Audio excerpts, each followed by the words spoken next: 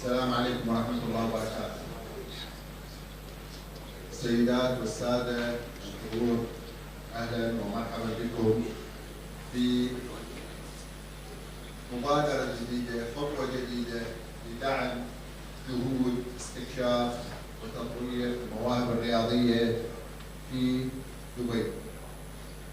دبي التي أطلقت سياسة اكتشاف واستقطاب المواهب، ومجلس دبي الرياضي يعمل وفق مبادرات لترجمة هذه السياسة وتنفيذها وتحقيق أهدافها الكبيرة الرياضية والمجتمعية.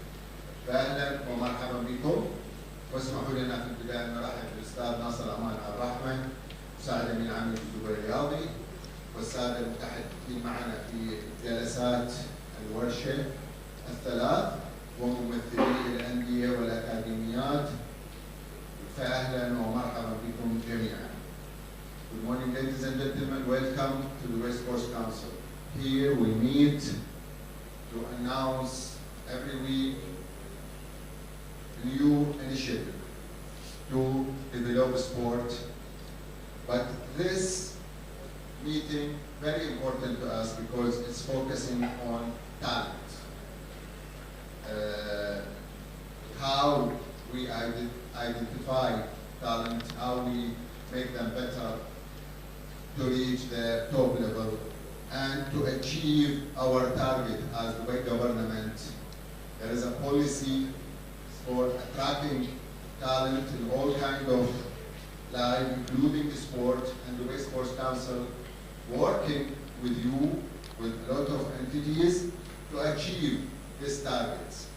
So welcome you all here, and welcome to our guests online. We have some guests online. They will have the chance to see and hear what we are talking about, and also to have some speakers online, and we can take some questions from our viewers from all over the world, which they are already joining our session now. We start by asking Mr. Nasser Aman Al-Rahman to speak about how important this workshop to us, and inshallah we start the first session after this. Start, Nasser.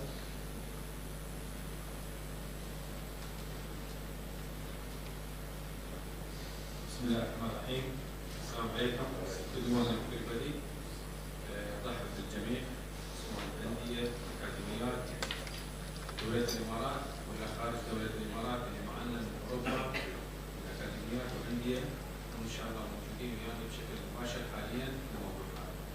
طبعا مثل ما تفضل الأخ سامي، عندنا سياسة تبين دولة الإمارات استقطاب المواهب واكتشاف المواهب.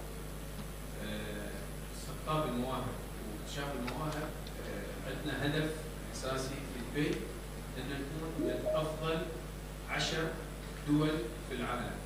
يعني الهدف مالنا واضح انه وين نبغى نوصل في اكتشاف المواهب وفي نفس الوقت استقطاب. الاكتشاف جانب والاستقطاب جانب اخر.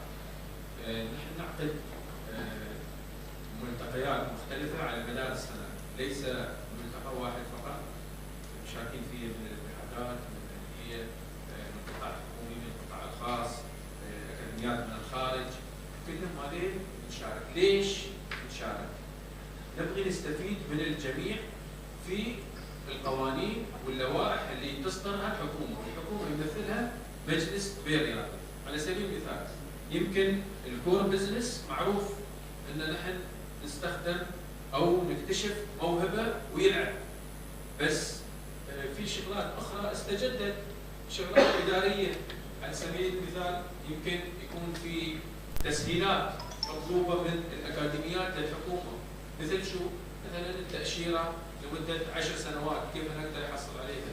يمكن اعفاء من الرسوم، يمكن في جوانب اخرى تخص المنشآت اللي انتم فيها، وغيرها من الاشياء اللي هي تنجح عمل الاكاديميه بحيث ان هذا الشخص يكون مستقر ويقدر يعطي لاعب يعطي في المستقبل.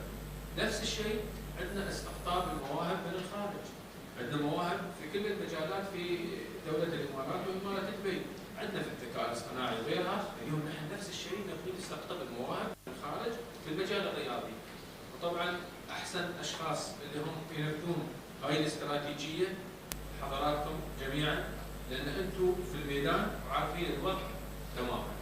نسأل الله التوفيق للجميع إن شاء الله، ونعمل فائدة على الجميع وتستفيدون جميعا سواء من الخارج أو من الداخل. ومثل ما قلنا السياسات والنقاشات هاي اللي هي تورد لنا أنظمة الروائح اللي تفيد الجميع إن شاء الله. مشكورين. شكرا أستاذ ناصر. I will brief what Mr. Nasser said already. His Excellency thanks everyone for attending this workshop here at the Dubai Sports Council headquarters, and also from abroad, people which are joining already from Europe and other countries to take part as speakers and as a viewer for this workshop. It is very important to us to work together to achieve the big target for Dubai policy for discovering and attracting talent, all kind of live and also sport special. Here we have golden visa for sport talent, 10 years visa for sport talent. We have an attracting rules and regulation to help investors to open academies and work work in all kinds of sports as organizers, as academies, as talent improvement. So we thank you all here. We thank our speakers. We're looking forward to hear from you all, because we need, always we need new ideas, we need new initiatives to go for better future. This is not the only session or workshop or meeting we have. The West Coast Council have a lot of events and workshops and sessions here for talent, for all kinds of sports activities. So we are continuing to host this event, workshops, to reach the better future for sport in general and for sport talent especially. Thank you, Mr. Nasser, and I want to also welcome Mr. Riyad from UAE Football Association and the coaches from for UAE teams, juniors and youth. So we welcome you all. The West Coast Council, strategic partner with UAE Football Association. We work together for better future for football in UAE. So welcome you all, and we hope we work together to reach new ideas and new methods for sport talent identification and development. Thank you. Now I like to ask my colleague, Mr. Michel Motors. You know him very well. He works for a Wasser Club, and now he is here for many years now in Dubai. He will introduce our speakers in the first session, and I will join him for running this session.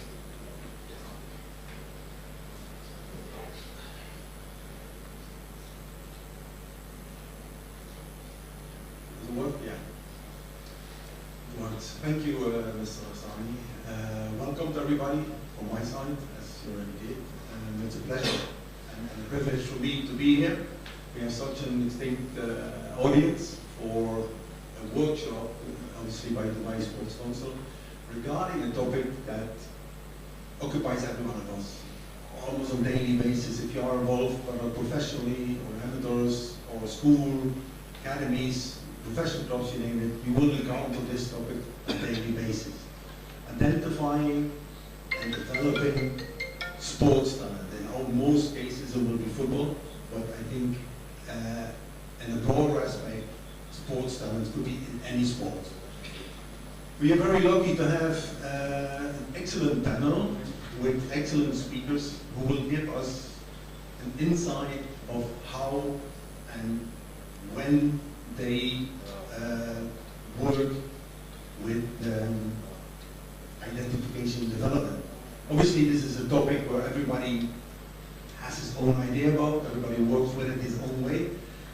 Same time, it is a topic that we need to know more about, because we lose a lot of talent because of not knowing really how to work with it. And I'm very, very sure that after this workshop, we'll have more information, better information for us to take home to the club, to your academy, to the school, to get more out of our talents and get better talents. So to start this, I would like to invite Ivana and ZELJKO BANICEVIC of the company HERC, which stands for Health, Exercise and Research Center in Dubai. Further to that, I would like to invite Dr. SAJAD KARAMI from his company Sportify Academy, and we will start as a general clarification of words, terminology, which we all hear, we all, talent identification, big words. So I would like to ask, your clarification of certain terminology in your line of work. Okay, so to start with, I would like to ask you, because everybody's saying talents. What is a talent? Please explain to us. Good morning. Okay. Good morning, everyone. It's lovely to be here. What is talent? That's a great question to start with. We can consider it a gift, a natural gift, even though it's really genetically. However, once developed, it becomes a skill. So it can be developed to the great point, but it's genetically determined as well, to a certain degree. Yeah, I would like to add that it's very important to understand that when we use the word talent, from the etymological perspective, it's talent for many different things, not just for sports. So I believe that we are blessed to be in a field that attracts the most kids and the most youth, I would say, which is sport. Because we can talk about talent in arts, in many other different fields. So I believe that sports and in general physical activity has the best ability to attract. So I think that we should use this as an opportunity to develop sports talents. Because very often it can happen that sports talents are ending up in some other fields if we do not detect them on the right time. So that would be other corner of talent for myself, at least. Yeah, Dr. Sajad, please your vision on that. Talent means a set of individual ability for each person. All people, they have a talent, but very important how we can find the right way for each person. السؤال الأول كان تعريف الموهبة، ما هي الموهبة؟ المتحدثة ذكرت أن الموهبة هي هدية من الله للفرد تولد بيها. لما يتم تطوير الهدية تصبح معها. يعني الموهبة تولد مع الشخص، لكن بالإمكان تطوير الموهبة فتصبح مهارة. المتحدث الآخر ذكر إنه يعني احنا محظوظين إنه المواهب في كل مجالات الحياة، لكن في الرياضة هي الأكثر وضوحاً والأكثر انتشاراً. لذلك يعني احنا سعداء نعمل في وسط مليء بالمواهب المتعددة وعلينا فقط كيف أن نطورها. أيضا الدكتور سجاد تحدث قال أنه الجميع موهوب، كل واحد عنده موهبة في مجال معين. السر في النجاح أنك تكتشف، تعرف كيف تشخص وتكتشف هذه الموهبة حتى تعملها. Thank you. I would like to pick up on your statement. It's a very interesting statement by saying talent is a gift by Allah, by God, but it becomes a skill. Can you please elaborate a little bit more on that, because I think that's very interesting. Sure. So basically, if we choose the talent at a young age, let's say already as an infant we can choose someone to be talented. That's definitely natural. It's not developed because they are infants. Once there is a room for improvement at the youth stage, already at the age of 2, 3, 4 years old, we can start developing certain talent. Once we start developing it, it becomes a skill. So we can say at the same time it can be a gift and a skill. However, it cannot be a gift 100% because it's also transferred genetically. So we get genetic potential for most of the motoric abilities from our parents, female or male. So it cannot be a gift 100%. Very interesting. Thank you. Thank you. السؤال كان انه هي يعني ما دام هي الموهبه هديه ربانيه، متى نقدر نطور العمل عليها؟ فالمتحدثه ذكرت انه الطفل يولد، خلينا نتحدث عن الرضيع، يولد بموهبه، لكن اكيد ما راح تقدر تطور هاي الموهبه تحولها الى مهاره وهو لا يزال رضيع. بحاجه الى ان يبلغ من العمر 2 3 يقدر يتحرك بشكل طبيعي، فتعمل من ذلك السن المبكر على تطوير هذه الموهبه لكي تصبح مهاره.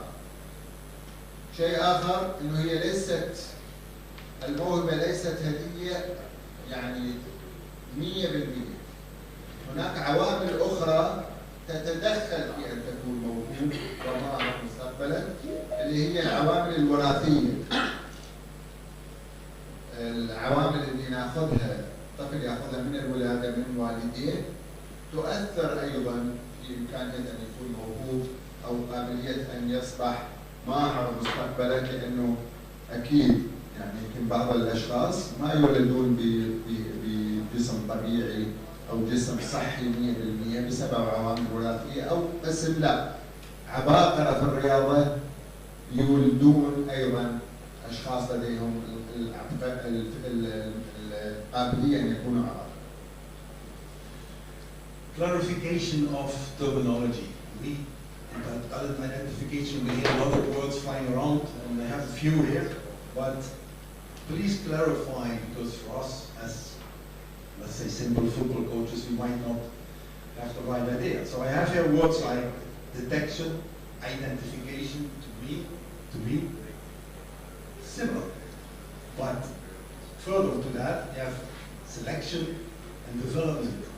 It's a certain sequence, obviously, but there is also, I think, a different meaning, which is very important for us to know when you say, okay, talent identification or talent detection. Can you please enlighten us a bit about that? Yeah, sure. So, from the, we would say from the general pool of everyone that is involved in sports, in academies, in clubs, and so on, by the systemized approach, we can do that.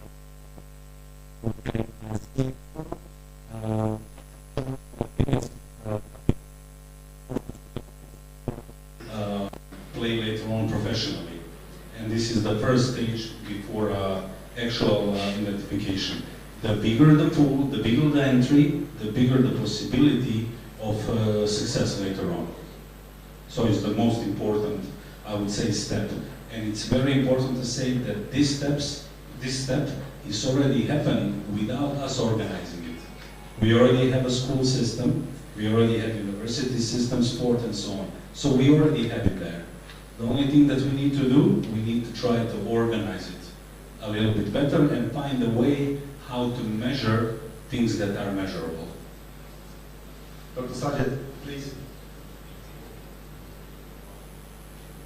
Actually, around 19 years, I'm inside the identify for talent. Talent identification is very difficult part. Too much complicated, very difficult, but my opinion for my experience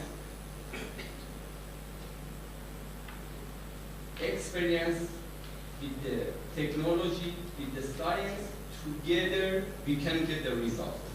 Without that, we can get result, but short term and with the very good result for the one country.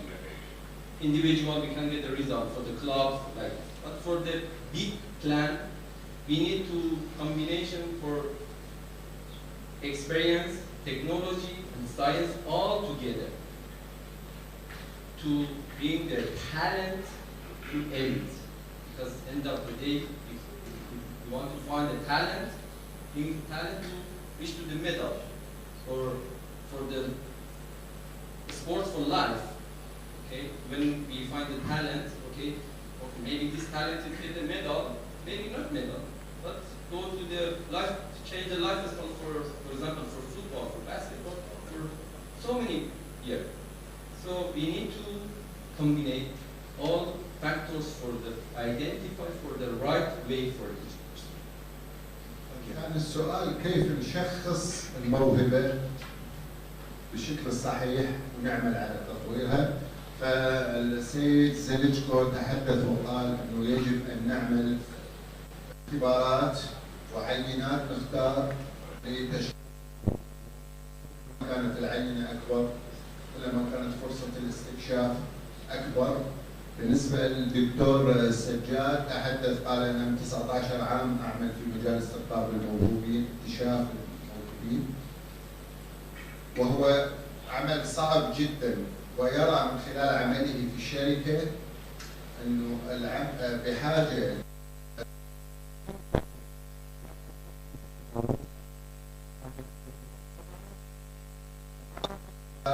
أجهزة قياس وتقنيات تكنولوجيا متخصصة في مجال تشخيص التطور أو تشخيص قدرات هذا الشخص موهوب على أن يتطور. إذا هي ليست تكنولوجيا وحدها وليست عين الخبير وحدها، وإنما بالنسبة للدكتور سجاد هي عملية مشتركة ما بين خبرة التشخيص والأجهزة اللي تساعدك في الخروج بنتائج تحدد لك قابلية اللاعب على أن يكون موهوب ومتطور. Thank you. Last one. I would just like to add something. I agree completely with both. I would like to say that talent detection is the first step of that talent pool that we have, and it's basically discovering the talents. Talent identification is the moment that we recognize the talents, and it's a huge difference. You beat me to it. It was my question. Okay, carry on. You asked what is talent identification as well, yeah? So it's the moment where we recognize the talent. That would be the second step after talent detection. So first we have the talent pool, the widest one, where we already have selection from the schools and from the clubs and so on. Then we have talent detection, then talent identification. So already in talent identification, we are shrinking, let's say, a little bit our selection. That is the next step. Thanks. Yeah, my question was actually for clarification matters. We say talent identification and identification of the talent. These are two completely different things, right? Dr. SAJAD, what do you think about that? Identification of talent. We have to identify talent. So how we can identify? Say again. This is very difficult. When you go inside, you understand who is the talent. Maybe with the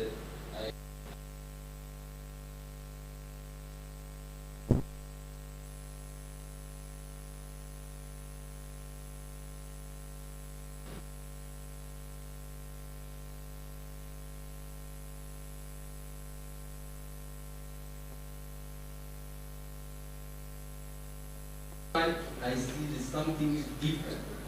So I say we need to, how we can identify, we need to, so many coach with the good experience, technology, with the science to identify how we can identify. This very, so many steps. We need to go inside, inside, inside, inside. This is, I said, after my presentation, I show some videos. We need to find the right way. Find the right way, we need a very good teamwork together. Very big teamwork. Not for me alone. Very big teamwork. Okay, great, thanks. Before you start the presentation, in one sentence, could you tell the audience the difference between talent identification and identification of the talent? Just for us to understand. Yeah, so I would say the biggest difference is if we assessed well the grassroots, their early development, and if we bring all the potential that athletes at the young stage are having to the later stages, which is professional sports. So this would be simply the results. And we know out of all the systems, approximately 0.2% of what's in the pool ends up in being elite. Great. Thank you very much. I think Basami will translate, and then we start with the presentations, and we definitely have some insight on different approaches of identification of the talent. كان السؤال حول كيف نصيغ العبارة اللغة، يعني هي عبارة لغوية، ماذا نقول اكتشاف المواهب، أو يعني باللغة الإنجليزية نحط الموهبة أول ولا الاكتشاف أول؟ هذا موضوع لغوي أكثر يعني في التعبير، ولكن ما يخصنا في الجانب الفني أنه المتحدثين الثلاثة ذكروا أنه لدينا مسابقات مدرسية، لدينا مسابقات ناشئين، أكاديميات تساعد على الانتقاء. ولكن بالنسبة للدكتور سجاد ذكر أنه أحيانا تصل مرحلة تعجز عن أن تفهم كيف يحصل التطور. تستخدم أنت كل الوسائل المتاحة، تلتقي صح وتقيس صح، لكن في مرحلة معينة ما تفهم ليش اللاعب حصل عنده فرق. هنا الموهبة الحقيقية أكيد هي اللي تفرق. لاعب عنده إمكانيات وموهبة ربانية أكيد يفرق عن اللاعب الآخر اللي يتلقى نفس الرعاية ولكن لديه درجة أقل من الموهبة. وأيضا تحدث أيضا المتحدث معنا أستاذ كورت ذكر إنه من بين الموهوبين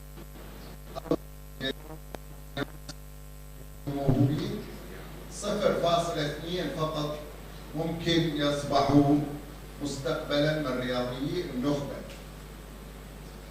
النخبة اللي هي قمة الموهبة، يعني أنت لو جبت على سبيل المثال 1000 لاعب كرة قدم، يمكن من هذه ال1000 يكونون عندك أنت 3 أو 2 أو 3 فقط يطلعون نوعية اللاعب الخارق العالي المستوى. لذلك هي ليست عملية انه عالية انه 10% او 20% يطلعون معك، لا هي اقل بكثير. Okay, so it's really a great pleasure to start this educational day organized by Dubai Sports Council. I think it's amazing to get the people together and to get so many international and national speakers, and as well the online audience that is presented. Also, all of you who are here in person, I can see many representatives of sports management companies, the Football Association, and many others. I must say that our presentation will be a little bit more general. We're going to showcase what we did so far based on a subject here in the UAE. I will take just a couple of minutes to present that, and then my colleague Ivana will take over with a little bit more detailed explanation into the actual subject. Before we start, just for clarification, we both hold a PhD in sport and exercise science. My specialization is in strength conditioning. Ivana holds a specialization in youth development and motor learning, as well as sports medicine. So we like to say that we have a 360 degree approach to sports talent ID. Before we start, I just want to mention a short disclaimer that everything that we're going to mention today is widely available on the internet. It's also a result of meetings and collaboration that we had with various government, public and private entities, and it's part of unpublished and published work of our research department. So we work in the UAE, particularly we are based in Dubai since 2018. We are the first private entity here that does original sport and exercise science research. We also have departments for education and services, and this is what makes our offer being 360 degree. Our strength department is a practical department. We have a team of in-house strength conditioning coaches, physiotherapists and sports medicine specialists. Our education department provides licenses and certificates for the coaches to work in the sport and fitness sector. Our education is internationally recognized. And as I mentioned, our research department started with the main goal of setting up the standards for the UAE, because most of the publications that we have are coming from the other countries that are also amazing, that need to be accounted, but it's very important for the UAE to establish its own research in sport. So far, we work with 5 universities in the UAE. With the University of Birmingham and University of Sharjah, we have a 5-year-long MOU, and we work with the other 3 universities as well. We supported the opening of the master degree program at University of Birmingham, first time ever in the UAE, 2 master degree programs in sport and exercise science, and University of Sharjah with their bachelor and master degree program in physiotherapy. Aside from that, we collaborated with many private and public entities, also with government entities, and this is where our actual involvement in, I would say, sports talent or youth development started, with the collaboration with Dubai Police, KHDA, Emirates School Establishment, and Hamaya International Center. We work with many national and international entities, but I would like to highlight the oldest organization in the world, and definitely the most credible one, National Strength Conditioning Association, founded in 1978 in the United States, is the leading authority in the world that disseminates the research in sport and exercise science and education. For the last 2 years, we are official partners of the NSCA for the Middle East, with the idea of opening a non-for-profit organization that is going to be based here in Dubai. So we are currently working on that. For those who are familiar, you know that all the leading coaches in all the leading sports and clubs are certified by the NSCA. NSCA also supports undergraduate and graduate programs of more than 300 universities in the world. So, some of you might be familiar with the UAE National Sports Strategy. First time ever, UAE made its own national strategy, 2031. And there are pillars that you can see here based upon which development will be happening. So identifying sports talents is one of the key things that UAE government will try to build over the years. In accordance to this, probably approximately 1 year before the strategy was announced, we founded the first expert group in sport and exercise science in the UAE, possibly in GCC. We cannot say 100% because we don't have that info, but for UAE for sure.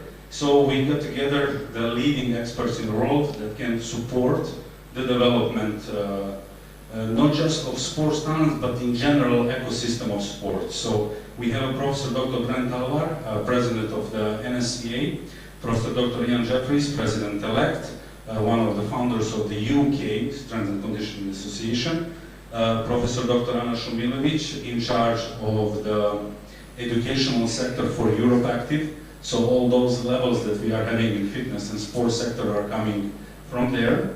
Colin Webster, one of the leading researchers in the field of physical education and pedagogy. Marko Begovic, one of the leading researchers for the sport policy, sports law. He prepared a couple of sports policy programs for various European countries, Qatar as well, and all others here. I would like to highlight mostly Professor Dr. Rodri Lloyd. For those who are into the youth development, he's the founder of Youth Physical Development Model. It's the upgraded version of LTAD, Long-Term Athletic Development. This program was created in 2012 by him and his colleague John Oliver at the Cardiff Metropolitan University. So we made sure that we have the strongest possible set of the experts in our group that are willing to support any kind of projects. This will be my last slide before Ivana takes over. One of the most specific projects that we did in this regard is our support at the Emirates Canoe and Rafting Federation. We supported their athletes for approximately 2.5 years. This was the first time that UAE decided to allow non-nationals to represent the UAE on the international level. So on the left picture we have a Hungarian Balázs Barfai competing in the World Championship in a flat water kayak. And on the right side we have a Portuguese, Iago Oliveira. He competed also on the World Championship last year in a surf ski. For example, we trained our strength and conditioning coaches prepare Balázs for good 2.5 years, so from age of 15 to age of 70, and he completed in a senior competition. Okay, Ivana, would you like to take over?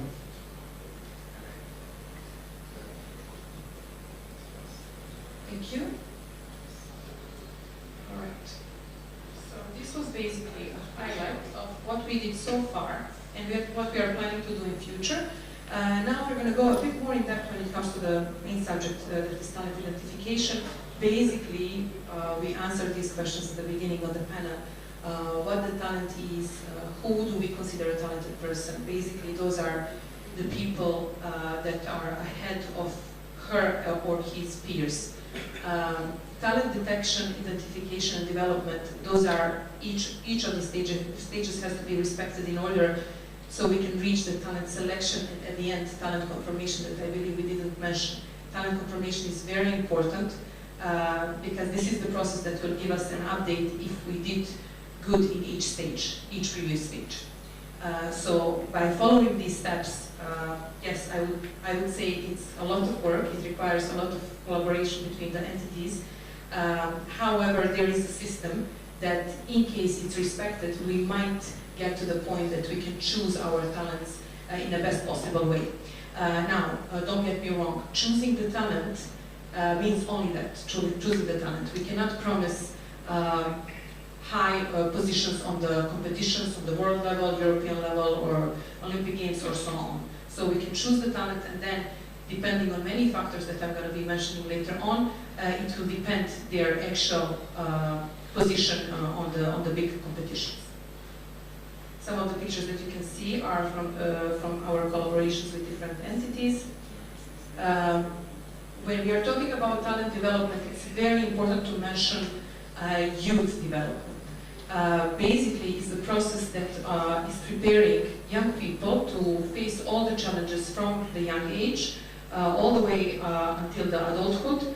And sport-based youth development, basically at the moment, we only have out-of-school time programs that is supporting this kind of strategy. What we can do about this is maybe have an extra stuff that could support even the clubs on the club level, the youth development, and then in that case we would be able to apply the sports talent identification.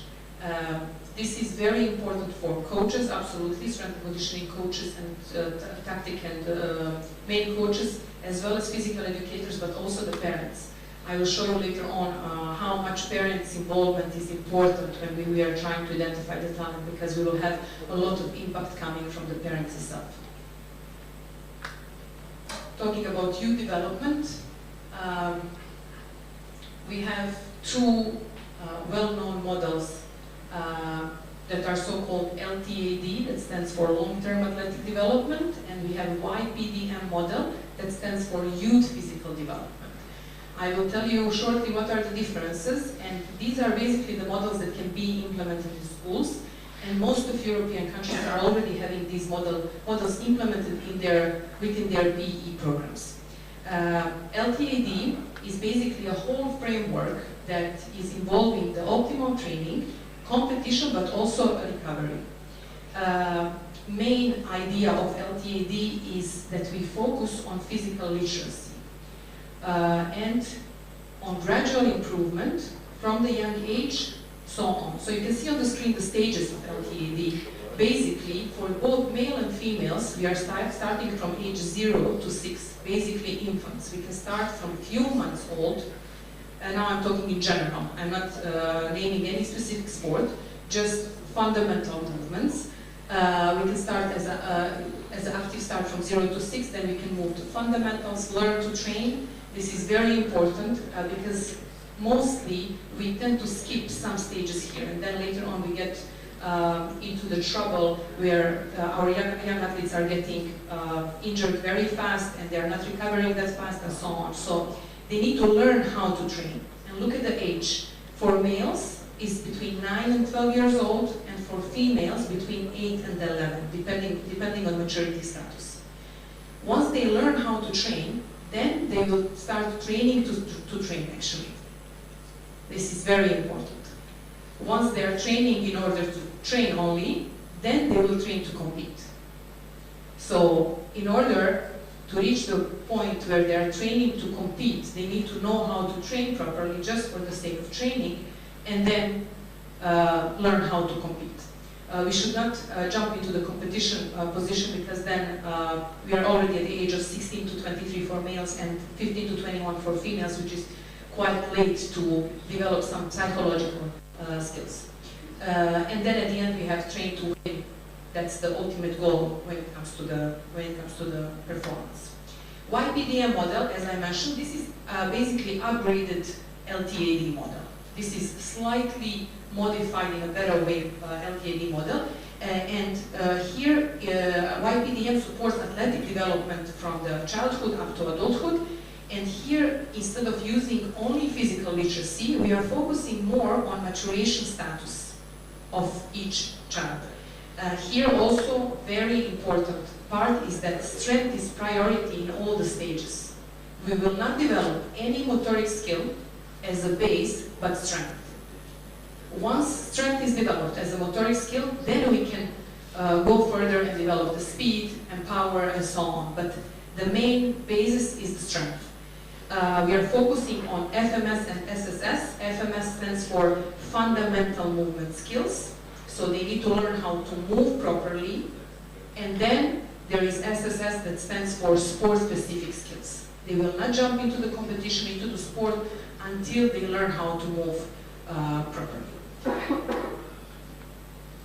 Here, just quickly, I want to show you what is the difference between females and males. You have chronological age at the top. This is basically a biological age, from 2 until 21 plus. And then we have phases, growth rates. When it comes to the rapid growth, we will be focusing more on FMS. And then closer we move to the adolescent spurt and puberty for the females, we will start focusing more into the depth for other motoric abilities than the strength. All the bold parts are the ones that are important for each stage. So you can see, for example, in adulthood, we will start developing agility, speed, power, and strength. But in an earlier age, we will start developing strength as a basis, and then we will upgrade. For the males, it is slightly different, since the males are reaching their puberty slightly later, considering all the male characteristics. So compared to the girls, they will slightly later start with agility, speed, power, and strength. They will also start with the strength, same as the girls. And you can see that the main difference is hypertrophy. With the boys, we can start building up hypertrophy already once they reach the puberty phase. All right. Here is just a video of one project that we did with Dubai Police, where we showcased the both models here in Dubai. Let me just try to play it.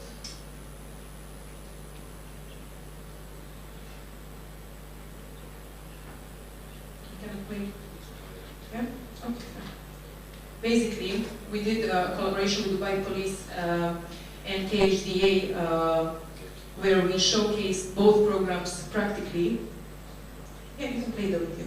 Where we showcased both programs for the first time ever in here, how it should look like, how young kids should be training. Okay, it's fine, we cannot be played, it's okay. All right. Now, probably the main part of this presentation would be, okay, how we can do it. What we need to do in order to develop our talents here in UAE. Most of the countries around the world are having their system already developed. They already invested certain effort, energy, and funds. And this is basically how one system should look like. We need to have an environment, intelligence, capability, connectivity, and resources. And then down the line, we will go towards the insights, people, providers, pathways, spaces, and places, right? So each of these category needs to be filled in order for us to, at the end, choose a certain talent or be able to select or deselect certain child. It's very important to mention that, yes, we are trying to select the best possible talents, but we need to also be careful and have within the system this selection process. What will happen with the kids that are not selected as talents? We still need to pay attention to them because probably they are talented for something else. So that's why I mentioned at the beginning that we have this wide pool. It's so-called talent ID pool, where we have general. We have most of the kids are falling into the pool. And then from the pool we are picking up towards the detection, identification, and so on. So we need to have system developed for the talents, but also for the kids that might not be talented for the sport. They might be talented for arts or something else. So we need to have this system that will basically generate them and move them towards their own talent. I would like to mention that since we don't have a talent ID system here developed in UAE, but hopefully we will soon, I would just like to give you briefly what happened in our other countries. England, for example, invested approximately 95 million dirhams just to identify talents. They invested much more towards the sports system, but it fell only for the sports talents 95 million dirhams, approximately. In total, into the whole sporting system, it was invested 3.8 billion. Talking about Australia, they invested around 246 Australian dollars into the whole identification. So this includes also having the venues, having the right personnel, and so on, having the right equipment, and all of it. Korea, Japan, and France, they invested around 200 million euros in the whole system, and then probably out of this whole amount, it will fall directly towards the talent identification, around 50 million euros, only to identify the talents. This is all related to national sports system strategy. Now, I will give you the example of the country that has probably the best system when it comes to the basketball, which is US. In US basketball setup, they have approximately at any given point 4 to 6 million youth that are playing basketball. This is at all levels, from the low levels up all the way to the high level. Then probably the path of the random child that would like to continue playing basketball will be a sports basketball related high school. They have at the moment around 18,000 schools that is supporting basketball system. There we get around 360,000 kids. So we are already shrinking from 4 to 6 million of them playing down to 360,000. Already deselected or selected through the high school. The natural path will be Division 1 basketball school. There we have around 346 teams and 4,500 players. So you can see that the selection is happening even on that level. From 4 to 6 million to 340,000 up to 4,500 players. This is for Division 1. If they are lucky to go to NBA, there is NBA drafts. They are having 2. On NBA drafts, they get selected probably roughly around 50 players. And out of 50 players, we have 15 to 20 that actually goes to NBA and actually plays basketball. That's the selection process of the country that has already developed system. So you can see that selection is happening naturally, but also this selection is happening naturally. From 4 to 6 million, there is a chance that 15 up to 20 maximum players will go to NBA in US. That's how one system works. All right. Now, this is the subject that I told you I'm going to tell you a bit more later on. These are approximate values from the research that we did when it comes to the sports selection factors. We have 87% of general law of sport. This is why kid is going for a sport, because they love it. Let's say football, they go to football because they like it, or their best friend is going for the football academy, and that's why they choose the football academy. So majority goes just because they love it. Nothing related to their abilities, nothing related to talent. 57%, very high, we have parental influence. The reason why kids are going for the certain sport is because their parent told them to go. And this is something that us as a sports scientists, we need to make sure to educate wider population, so general population, including the parents. Because parents, having influence of the parents is very important, but at the same time, they might limit us to choose the talents. They might send their child to a certain sport that they are not talented for, but it's their influence. And then at the end, we have 40% easy access to a club or facility. Just because it's close to their house, that's why they go. So you can see that we have most of the influence of the factors that are not related to the talents, not measurable. If we want to choose the talent, everything that we do needs to be measurable. So there are, if we are talking about physical capabilities, there are certain tests that will be related to the certain sport and certain position for the females and males as well, and we can measure it. We can tell precisely why this child is talented and why the other one is not. All right? Beside that, we will have also some of the psychological factors involved, but that's some other subject. So from our side, when it comes to our research, we did certain, we already provided certain services when it comes to the schools. Those are the schools within Dubai that are having so far best developed PE system. So you can see certain papers that we published in Q1 journals, and we did this in collaboration with the universities. So let's say first paper associating, we associated between intrinsic motivation, exercise attitudes, physical activity and mental health in young adolescents. We were comparing how their psychological factors are affecting their physical activity and mental health. That's a very important correlation. Also, we did students' profiles of physical activity. We were measuring their screen time, sleep quality, dietary habits, and their association with the mental health and school satisfaction. How well they perform in school will be determined by the ones that I just mentioned. And so on and so on. So having this in Dubai for the first time, I believe is very important, because if we cannot measure certain performance, doesn't matter if it's psychological or physical, then we cannot develop any system. It's very important that we have a science-backed information so we can move forward. Developing the effective selection system basically works in a way that we measure two main outcomes, physical and psychological. Psychological, as a self-regulation, resiliency, mental toughness, anxiety, how they work under the pressure.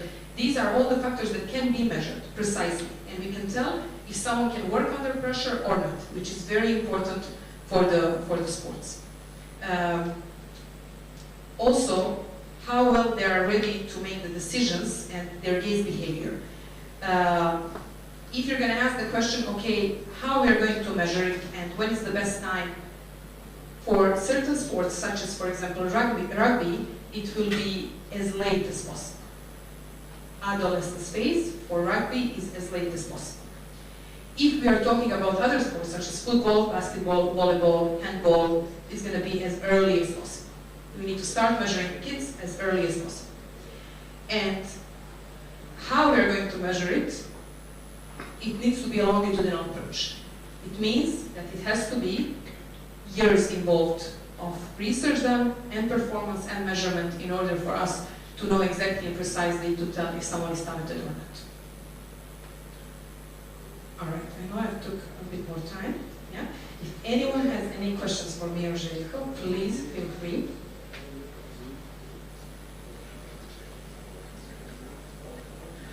Any questions?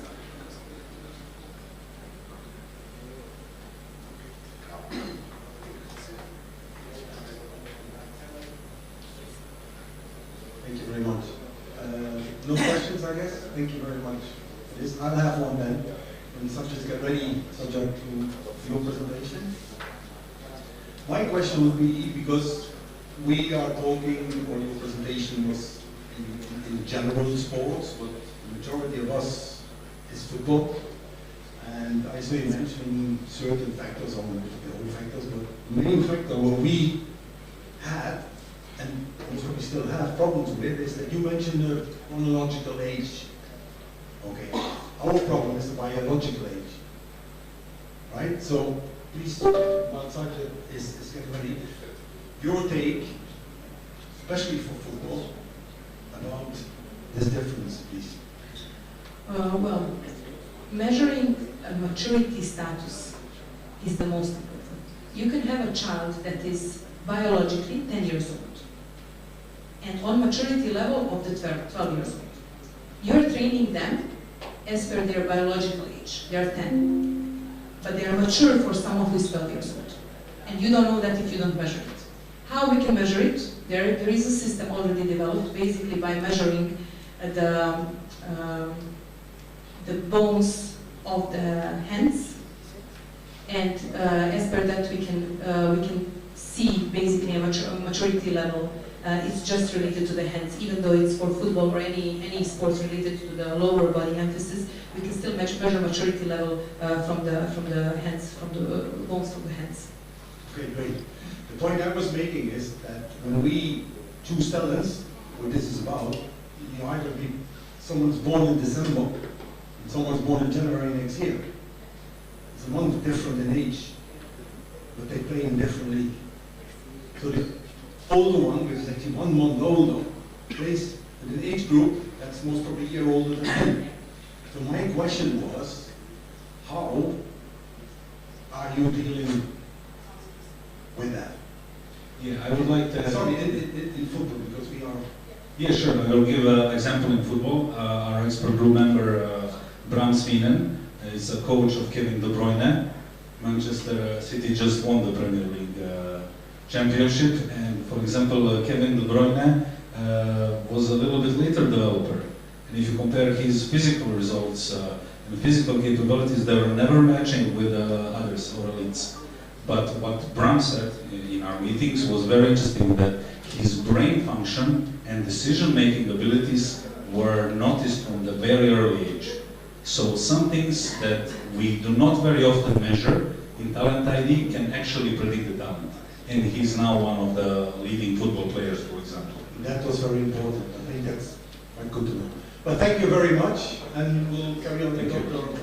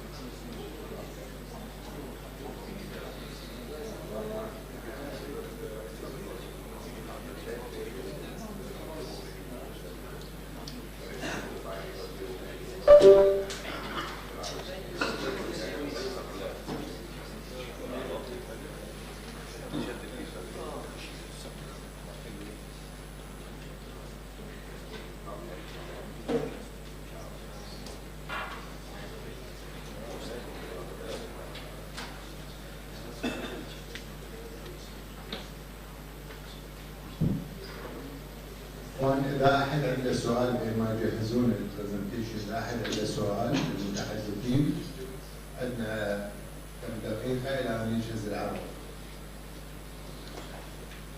تفضل. Good morning, everyone. About here.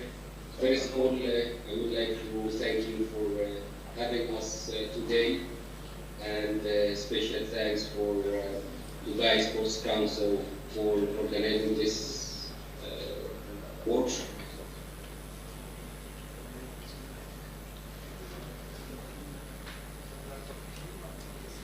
Mr. Mohammed, are you hearing me? Yes, sir. You are next, but since you start, Yeah. Do you hear me well? yeah, we hear you well, but inshallah you are next, not now, next. Within 15 minutes, your turn will be. Okay, so we have a 10 minutes break now. 15 minutes, yeah, let's say, and then you start after that immediately. We have now Dr. SAJAD will speak about his subject, and you next, inshallah. Okay, great. Thank you. Thank you. Thank you.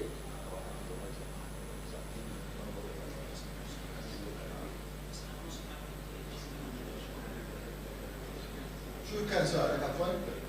هل في اختلاف ما بين النموذجين اللونج تيرم ديفلوبمنت واليو اس ديفلوبمنت ما بين الالعاب الفرديه والجماعيه؟ Is there a difference between the two models you showed, long term and short term, between individual sports and team sports? Okay, that's a great question. LTAD model, long-term athletic development, has a great basis. So if you would like to start training someone from very young age, LTAD is perfect.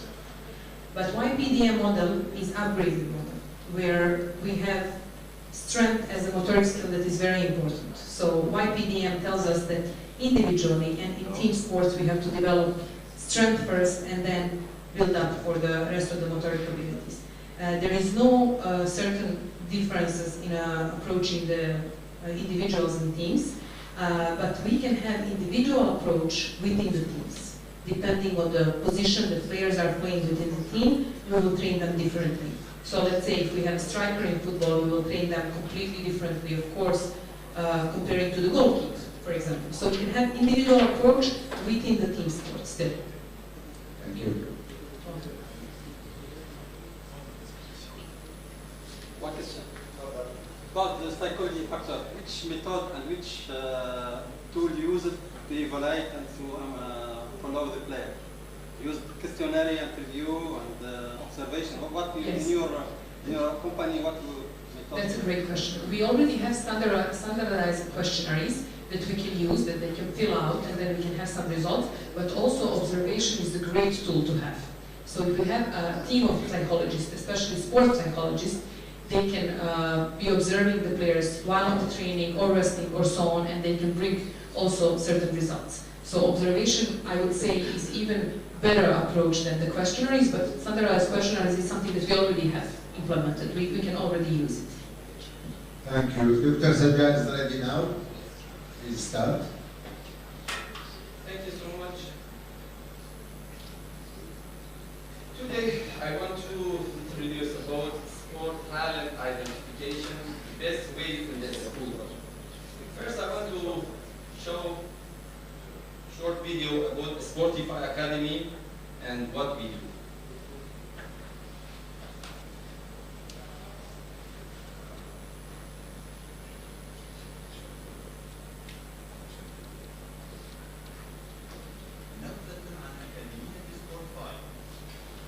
بدأت أكاديمية سبورتفاي عملها بخبرة تزيد عن 15 عاما في مجال اكتشاف المواهب الرياضية فمراحل عمرية مبكرة، حيث تعتمد الأكاديمية على قاعدة بيانات واسعة من نتائج الاختبارات والمعايير لكافة الألعاب الرياضية من أبطال المنتخبات الأولمبية والعالمية في كافة المراحل العمرية وحسب نوع كل رياضة.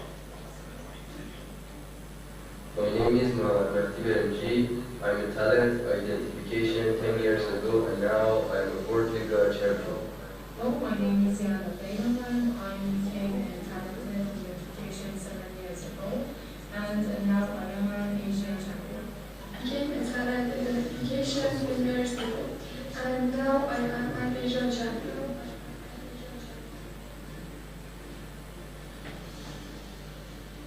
تأسست الأكاديمية في عام 2021 بدبي كأول مركز متخصص للقياسات والاختبارات البدنية بهدف اكتشاف المواهب الرياضية، وتم توسيع نطاق العمل على طلبة المدارس الخاصة بدبي ولاعبي المنتخبات الوطنية بالتعاون مع الاتحادات الرياضية ومجلس دبي للرياضة وهيئة المعرفة والتنمية البشرية بدبي.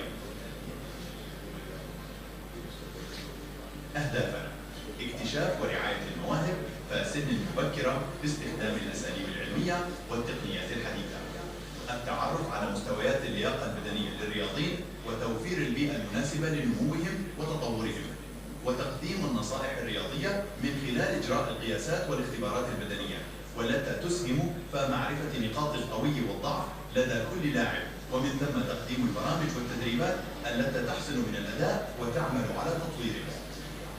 برامجنا: دورات تدريبية متخصصة، تنظيم معسكرات تدريبية، استشارات رياضية يقدمها متخصصين ومدربين محترفين رياضيا، اختبارات وقياسات على أعلى مستوى وبأحدث الأجهزة.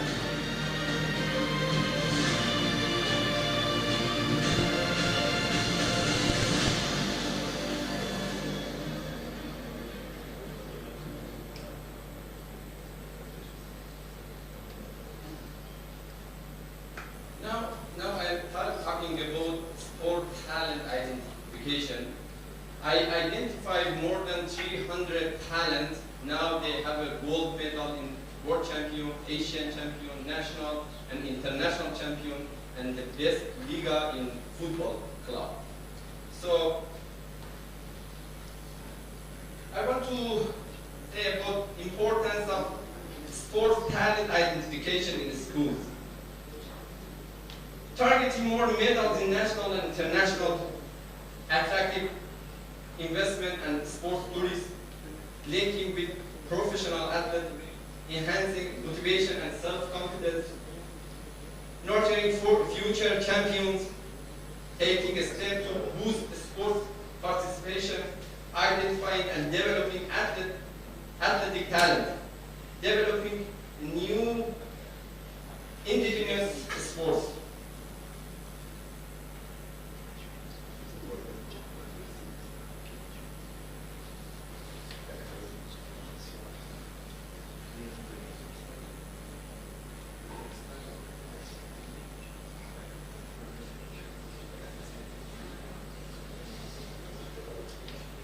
We identified with the experience and science, we identify 5 steps for identify for talent.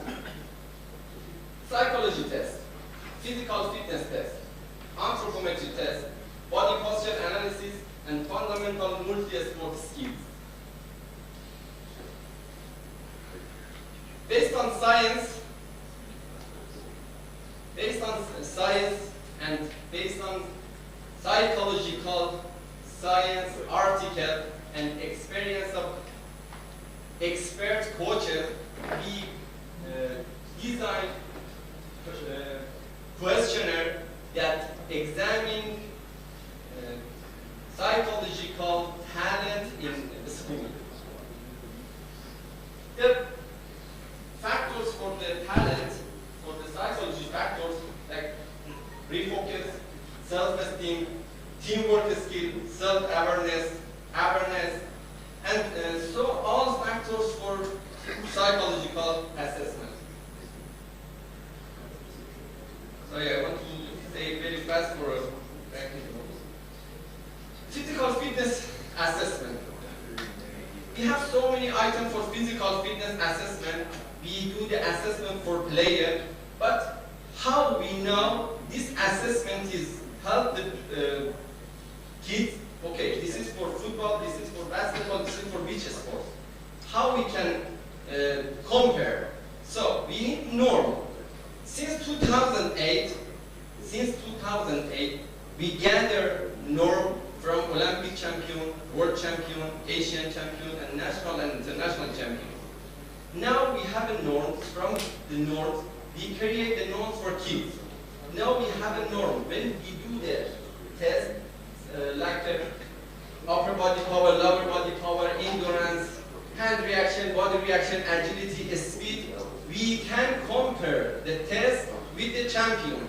Because without that, we cannot do anything. Because, okay, this speed is 30 meters, for example, this second. This second is good or not good. Very important, we need to know. So, now we have a 200,000 database from the champion.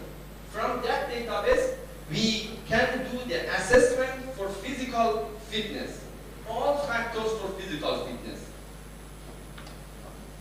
We have anthropometric test. Anthropometric test is the science study of the measurement for the body. The important science for the measurement for the body.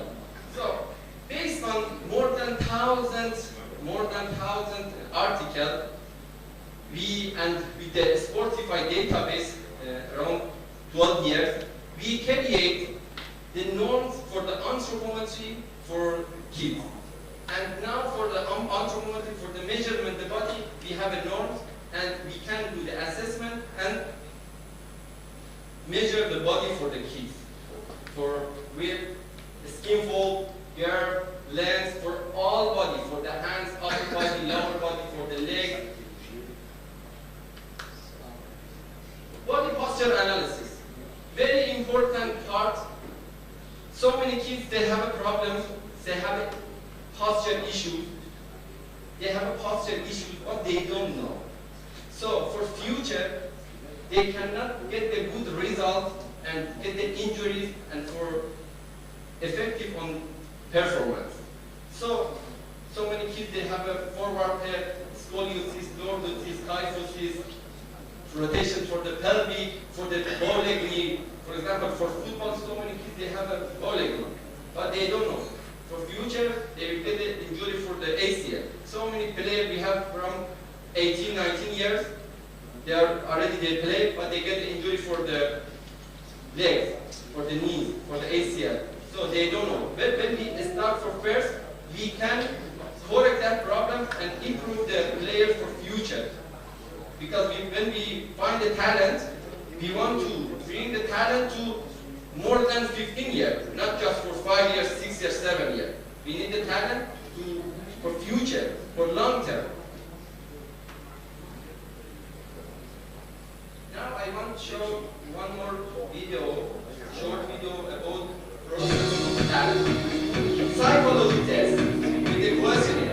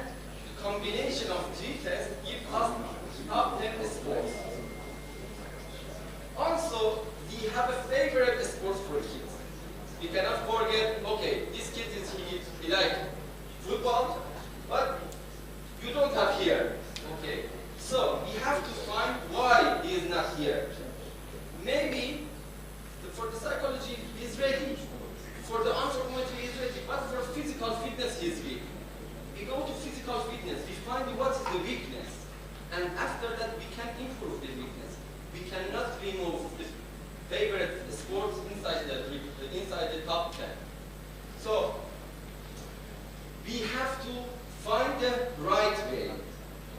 Again, because all the assessment to find.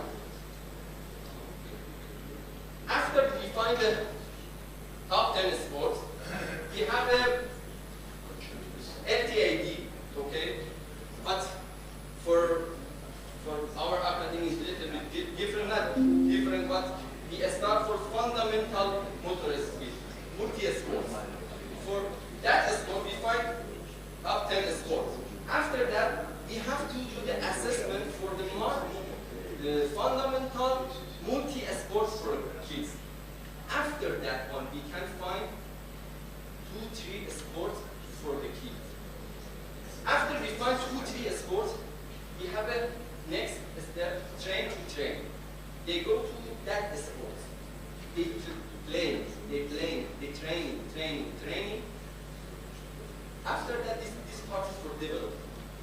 Very important. After this one, we go to next step to train to compete. This train to compete, this is for the school games, regional competitions for example, for youth, just for city, for Dubai, like. And we go to next step, train to win, to national and international competition. And active for life. This active for life is start for all kids. When they start, maybe they get the medal, after that go to the active for life. Maybe they don't get the medal, they go to active for life. This process is with the so many year experience for identify for talent. We have to talent identification. Some kids, they need to go back a step, fundamental motor skills. They are not ready for any sport. They cannot jump it, they cannot move it, they don't have coordination, they don't have any good activity. So they go to start for fundamental motor skills. We cannot bring them to any sport because after that they are, for example, the age is 10, motor skill age is 6. Every time they are behind. After that they know like they don't have confidence, they don't like to do any sport. They want to go to, for example, art, like this something. Some kids already they are talent, already they are in the field of sports. Okay, directly they go to school games and regional competition. This part is important. Talent identification. We find the talent, we send to the club, train to train, send to school games, train to compete, regional competition, train to win for national competition and international competition. I estimate if we start for 2024, 12,000 students, 5,000 go to fundamental motor skills. They are not ready. 1,000 is ready already. 6,000, they can go to the club. 2025, around 2,000 to 3,000 they are in the school games. 2026, around 900 to 1,500 they are in regional competition. 2027, around 200 to 400 they are in the national competition. 2028, around 90 to 150 this estimate. They are in the international competition, maybe world champion, Asian champion, and international competition.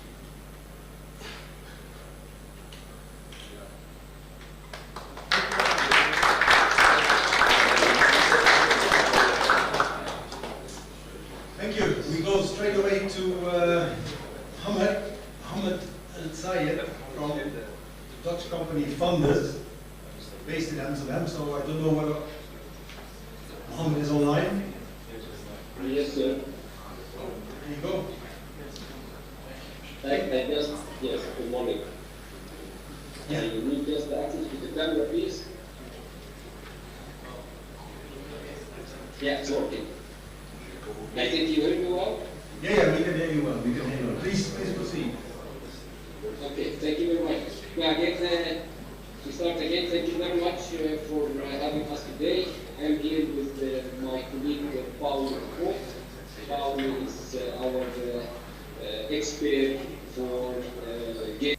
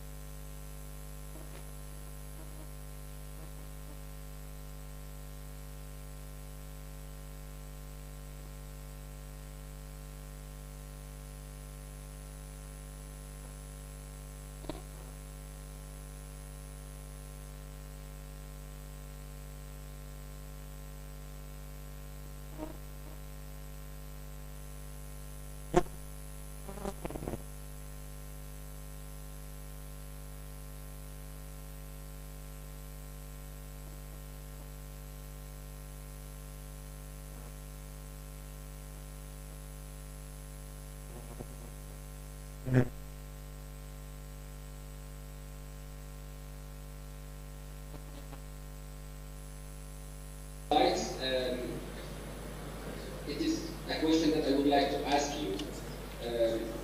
Of course, there are many legends in sports, and if I would ask you a question about what is the secret behind those legends, why they have these achievements, I will hear lots of answers, of course, related to their talents, their personality, their technical skills, tactical skills.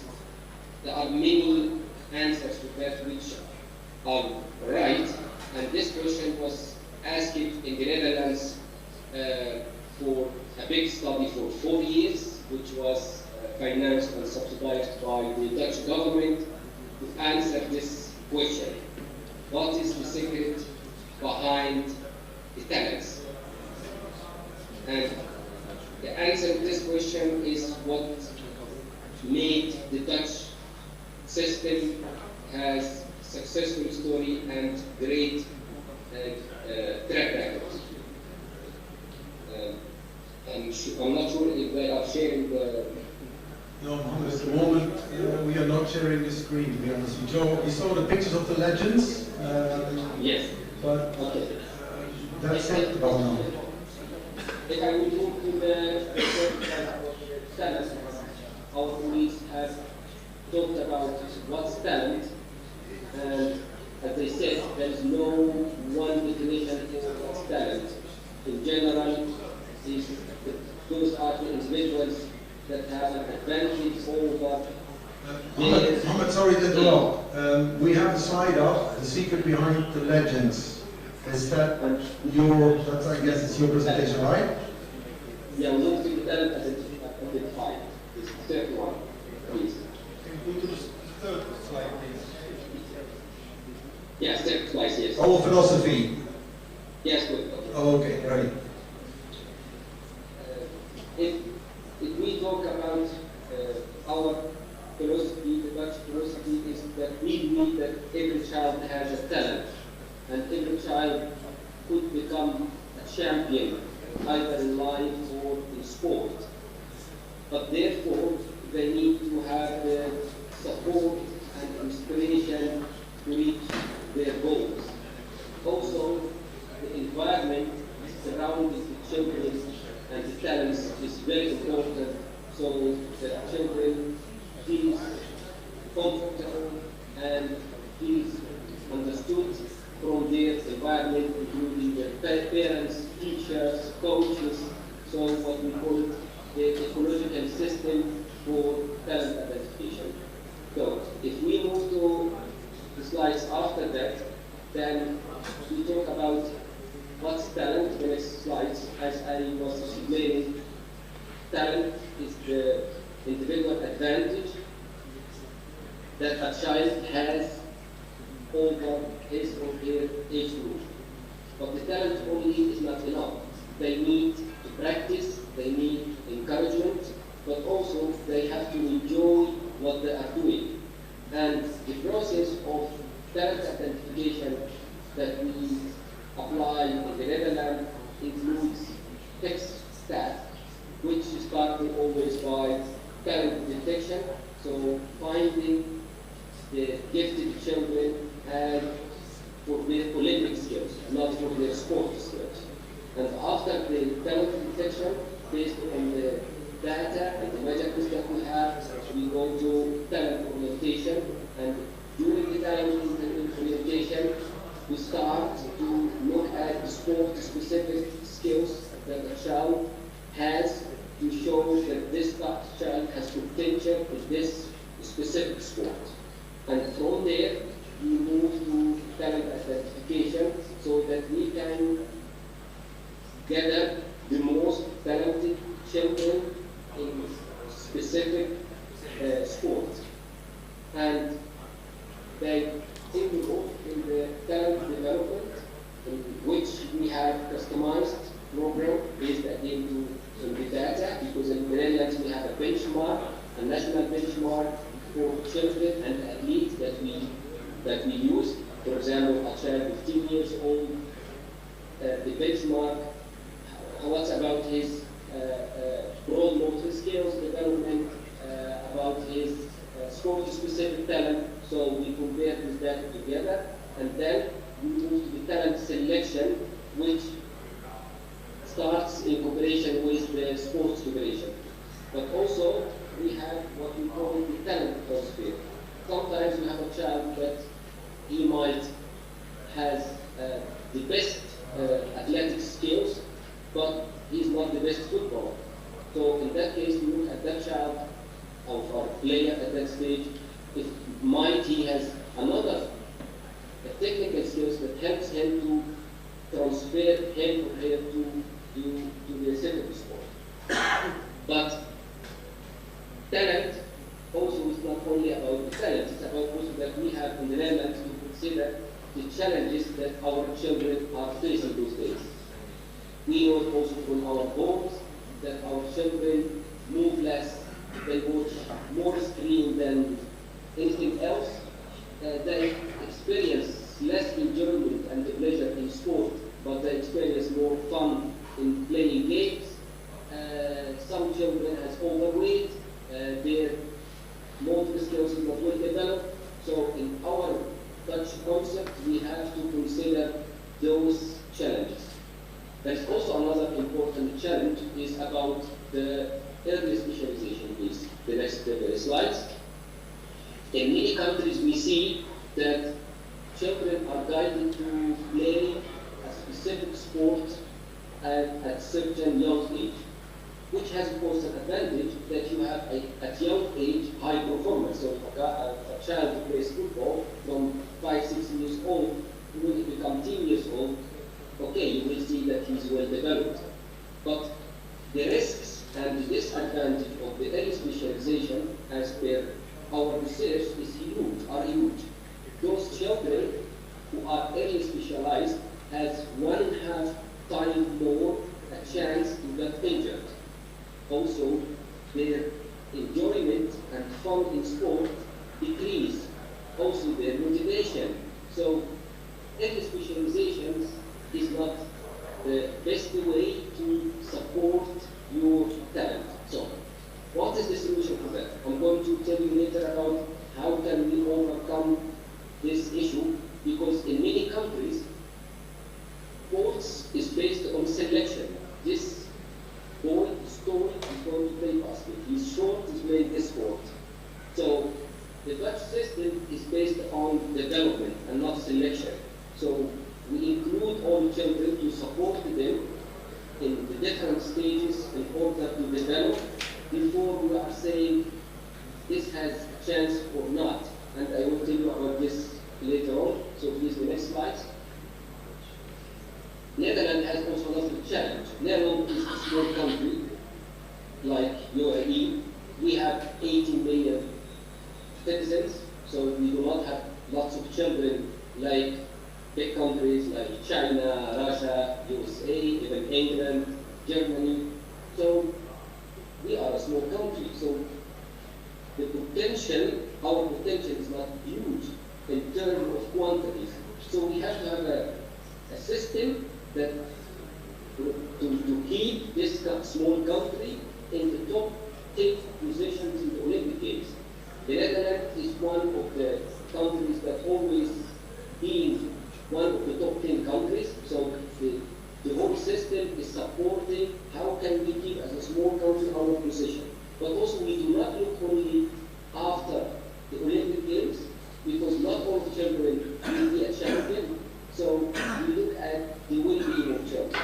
And because we look after that, we have another success elements in the Netherlands, that our children are the most happiest children over the whole world as per the yearly assessment of the UNICEF of the United Nations. So, because we have this great system, we have reached two goals. One goal is that small country, the Netherlands, is maximizing the potential of their parents to be one of the top 10, and the other side is the children are happy and are healthy because they need also to support their community. Next slide, please. So, where we start? Of course, we start at schools, because the school is the first place where children learn to move, to play, to have fun. And we start at school by doing the measurements, and these physical measurements give us a good indication about the broad motor skills of the children. And from our data in the Netherlands national data, around 10% of the children at school have high level of well-developed motor skills. And 80% are standard and 8% below standard. So the 100% of children, we include them in a specific training program. The best movers use the 10%, use the potential for the future.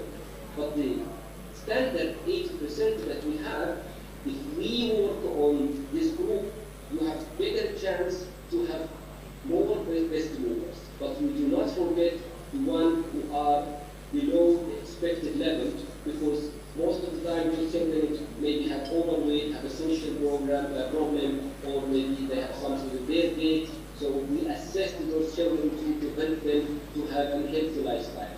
So through the measurements and integrating the exercises in the school's activities and after school activities, we start to practice several sports with the children so that they can have some orientation about different sports, and we advise them and we give them the recommendation for which sport is suitable for them. So, and then we gather this data so we know which children have potential to move them to the next phase, which is sport specializations at the club.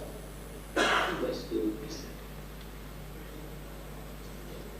So, when we transfer those children based on the gathered data, here starts the specialization on elite sport. So from our data, we selected the children and we guide them to the sport specific, to play sport, play specific sport, and the clubs. And from there, that's actually the beginning of the talent identification process at the club. So the broad development is at the school and the talent identification at the club. So we can compare those teams for a specific sport. As you see in the report, then you can see, it's not only you see the difference between the children so that you know who has the most potential, but also that you can customize your training program in cooperation with the coaches at the club and the managers. So you as a club, if you have 100 children, then you know from this 100 children, what is my plan the next 3-4 years in the process of talent identification and development. And after that, the next slide please. So actually this pyramids, it shows us our system based on the benchmark, children between up to 12 years, we call it, are integrated in the sampling phase, which I explained to you, for the test, sport orientation, guiding them to the right sport, to help them to develop their motor skills. And then we start the specializations in clubs. So the first phase is at school, and the second phase, which is between 12 and 15 years, is at the clubs. And there we start the talent identification. We start for the elite and the top sport, the investments here at 15 years old.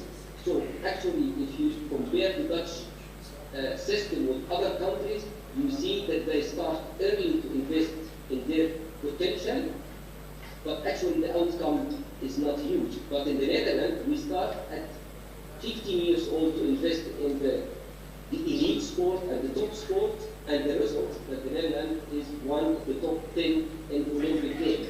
And in Tokyo, the Netherlands had the position, the 7th position, and we are expecting in the coming Olympic Games in France that as per the Dutch Olympic Committee, that they are able to reach the 7th position as per the data that we have now. So this pyramid helps you to maximize the potential of your talent. Next please. And I would like now to give the word to my colleague Paul, so that Paul can give us a short briefing about the gait analysis as a part of the talent identification for the best movers at schools and for the talented children and the clubs. Please, Paul, go ahead. Okay. Does everybody hear me there in Dubai? Yeah, yeah. Perfect, thank you. Thank you so much for having me to speak over there from the Netherlands. As Mohammed mentioned, I'm a gait analysis expert, biomechanical expert, human movement scientist, and I'm going to talk to you about what we did in this talent assessment based on the gait analysis. First, we wanted to see that running is a big part for many sports. So for playing soccer, basketball, whatever sports you perform, running is a big part of it. So for that, we devised 2 tests to see, okay, how does these children run, move, and does that tell you about their talent for performing any sports? So we divided 2 tests. One was a 30-meter dash with timekeeping, meaning that every 5 minutes there is a time gate, and we had an overall time, and there's also a zigzag course with an overall time measurement. The goal of this, of both of the tests, was you can perform them at school, but also at a sport club, and you want to see if a child already has high motor skills in running, because that tells you also something if he has high motor skills in other sport-specific contributing. What we did with those tests, what you can do with those tests is that you can compare the time of the children. For instance, you take a class from 30 children in the Netherlands, you let them do both courses, both tests, and you can see which are the faster children. And do that also tell you something about their talent for playing soccer, doing basketball, or athletics, or whatsoever. And after that, when you did that, you can take for instance, the 10 fastest of that group, and you can compare them individually to the known scientific science about, okay, what do we know about running, what is the fastest way to run, how do we run properly. But you can also compare the children to one another. Is one children moving in a certain manner, and why is he so fast in regard to another children? So you can compare those. And what we also did is that you compare the movement mechanics, and that's more of the zigzag course. Does a child hunkers down when he's turning? How does he twist and turn on the football field? It tells you how much of a talent he will be able to perform that sport. And what you can also identify from those is the individual strengths and weaknesses. For instance, is a child fast on the first 5 meters, or is he slower on the last 10 meters? And so is he explosive? Is he more of an endurance athlete? You can also tell something about that by those tests that we performed over there. And it can also, the gait analysis can also show you the solutions from that on. Because if a child is fast, but he doesn't move properly, you can identify that, you can analyze it, and you can, and also by doing gait retraining, you can also inhibit and improve that running mechanics. Also with change of direction, and there's a lot of science out there, and a lot of research done in how to move properly. If you look at sprinters, if you look at turning, twist and turning during the soccer game match, etc. So in that case, it can also give you some insight on how to and have a solution from that on. Can we go to the next slide, please? Not only the talent is important to have the talent, develop the talent, but also keeping the talent. And one of those is also when a talent gets injured, for instance. You want to see if there's any problem from an injured member. Because what happens with talent when a kid is sidelined for, let's say, 2, 3, 4, 6 months, when he's hurt with an injury? For that case, we also use the gait analysis to see, okay, are there any things that we can already see that will tell us about something about injury prevention? For instance, when a child has an inward tilt of the foot, does it tell you something about, okay, how much is the chance of overstrain by faulty movement? Also, can it cause some such complaints from morbus savus, which is an inflammation of the growth plate in the heel that can appear with especially young boys. So it can also give you insight if injury prevention is also related to the gait analysis in that cases.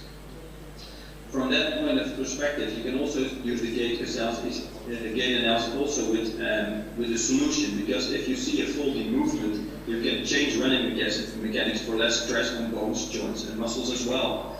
On the other hand, you can also reduce the chance of injuries by the faulty movement of running. For instance, when you have inversion trauma and high risk at an inversion trauma, children tend to run on a very small line, as we say, and you want to have a broader spectrum, the feet broader apart. And for that, because when you have your feet not on the center line of your mass gravity of your lower body, then you can have more risk on an inversion trauma. And when it happens, you will be sidelined for a couple of weeks. And what happens with the talent of this kid? And also how to treat the injury. And when we see the faulty movement with the gait analysis, we can also talk to physical therapists, with podiatrists, to see if there's any solution that we can provide for those children, and keeping them up to the sports and let them perform and having them develop their talent. As mentioned before, but one of the colleagues have from talent to skill, it's very important that they can still and that they continue to train to perform in order to develop from the talent towards the skill. That's all the things that we did with those 2 tests in regard of this factor for the gait analysis in regard to the talent identification. And I would like to give the word back to Mr. Dr. Mohammed. Thank you very much, Paul, for this briefing. Can we move please to the next slide? Talent identification is not a project, because we see in many countries that countries start the talent identification as a project. From our Dutch experience, it should be a system, an integrated system for schools, clubs, sports federation, Olympic committee, Ministry of Education, Ministry of Sport, to not forget also the Ministry of Health. We have the national policy agreements between all parties, including the 3 ministries that I just mentioned, at schools and clubs and sports federation and the Olympic committee.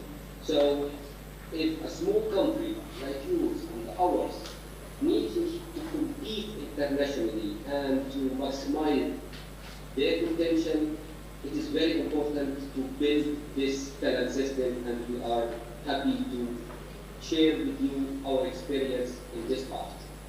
But also to focus at the early stage on developing broadly the skills of the children and starting the specialization later. Because studies shows us, as you can see, that, for example, the children who are exercising or playing 2 hours per week in sports, who are playing more than one sport, they have better results than those children who are playing more hours, the same hours. And also when, as you see, 6 hours multi-sport has more outcome and more benefits for the children than the one who are playing a single sport. So again, going back to the sampling and growth development, and then directed sampling, which in this phase that it's the sport orientation, and then the broad specialization, and finally the specialization.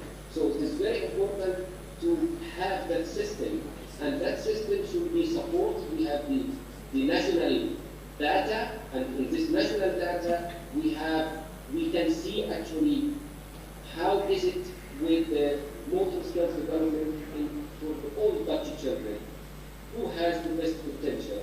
So we have gathered this data in many years, and from this data it supports us in the Netherlands to achieve these goals. And the second slide, please. Besides building a strong talent system, it's important to the integration between the personal skills and the environment, what we call the holistic approach. So it is good that a child has technical and personal skills, but you have to consider, as I said at the beginning, the role of the parents, the coaches, the managers, the clubs, the sports operations. So this integration is one of the key factors that we focus on in the Netherlands to keep the talents and also to maximize the outcome from these talents. So finally, the last slide, please.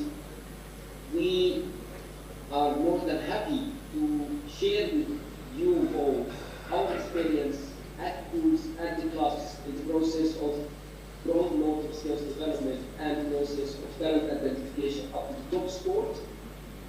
But not only that, but also with the focus on the healthy lifestyle and the well-being of the children in the UAE. So please, if you have any other inquiries and questions, you have our contacts through Dubai Sports Councils, and we would like to thank them again for organizing them to have, hopefully in the future, personal meetings and discussions about potential partnership between our countries and yours. Thank you very much. Okay, Mohammed, thank you very much. Mohammed and Paul. Oh, they come. Okay, they come. Thank you. Okay, we will have, are you still there? Well, that's it. Thank you, Mohammed and Paul, and hopefully we'll walk back to across at some point. So we will have a break here right now. So we're going to go over there, so please.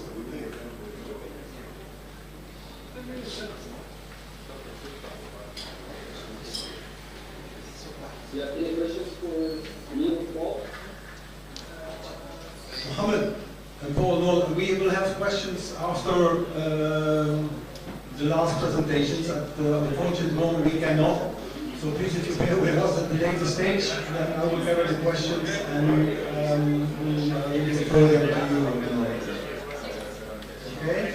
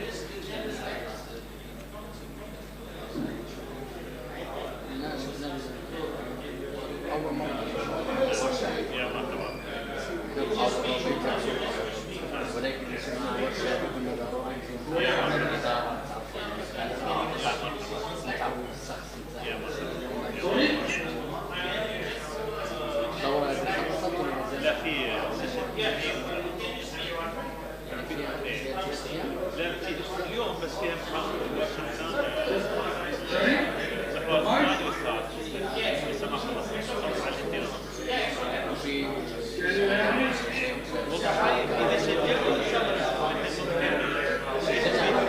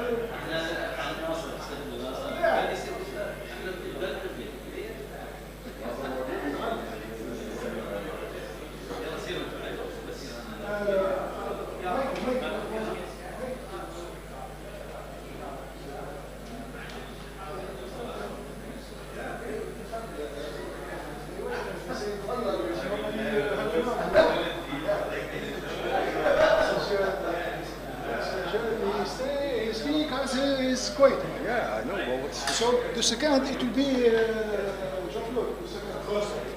First one is.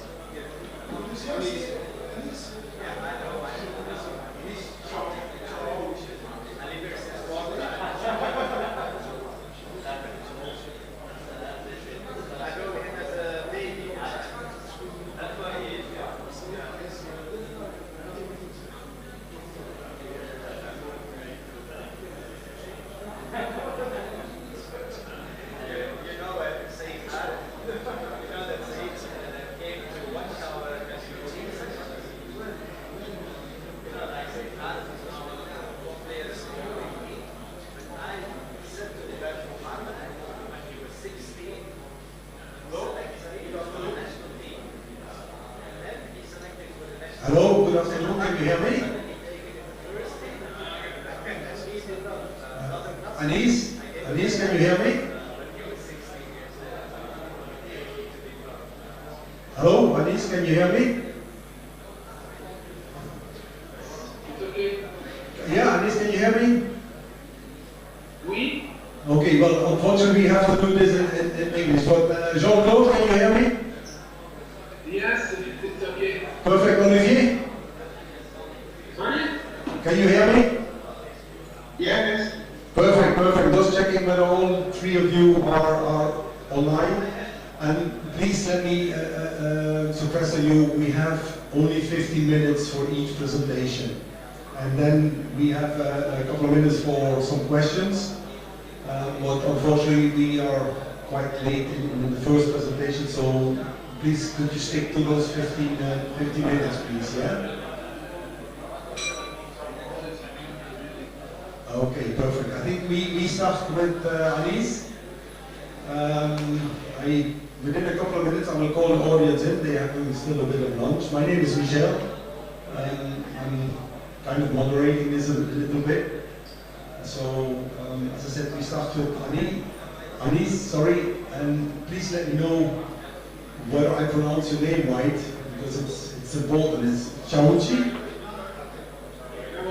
CHAOUCHI. Okay, perfect, perfect, thank you.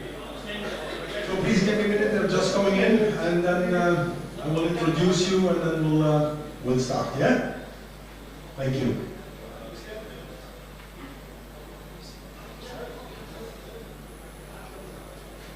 Let's start. No, not yet. I will invite you formally. When I call your name, when everybody's on inside, so then I'll.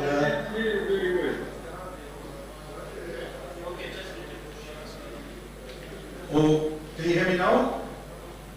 Yeah. Okay, Aline, can you share the screen, please? It's shared already, no? I don't know. Well, It's shared or not? no, not yet.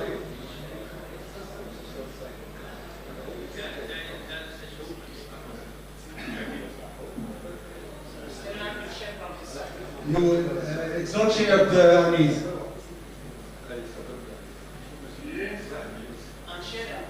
Yeah, it's coming now. It's coming now. Yeah, it's okay.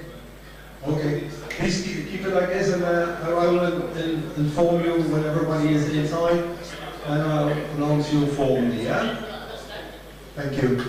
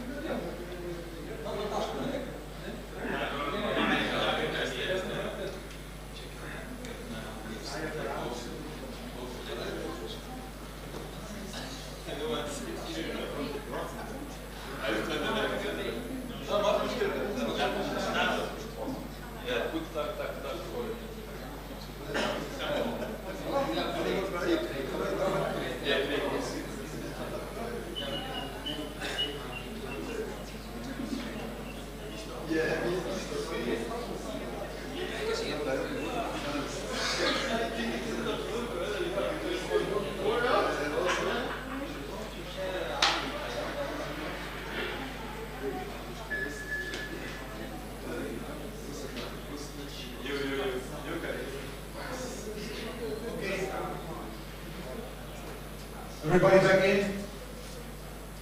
Almost.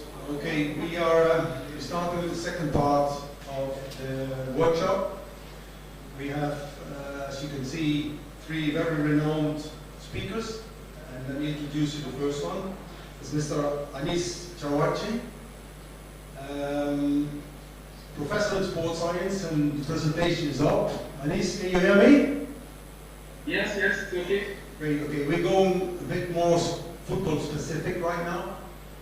In our first part, it was kind of general information about sports talent identification. So we go a bit more specific now into the football aspect, the football sport. So Anis, please, your presentation is up. Go ahead. Sorry? Go ahead, please. Okay? So, yeah. It's okay? Yes, it's okay. I can start? Yes, you can start. Okay, thank you. Thank you for the presentation. So I am glad to participate in this workshop. And I apologize for my English accent, which is not perfect for my lack of verbally speaking this language.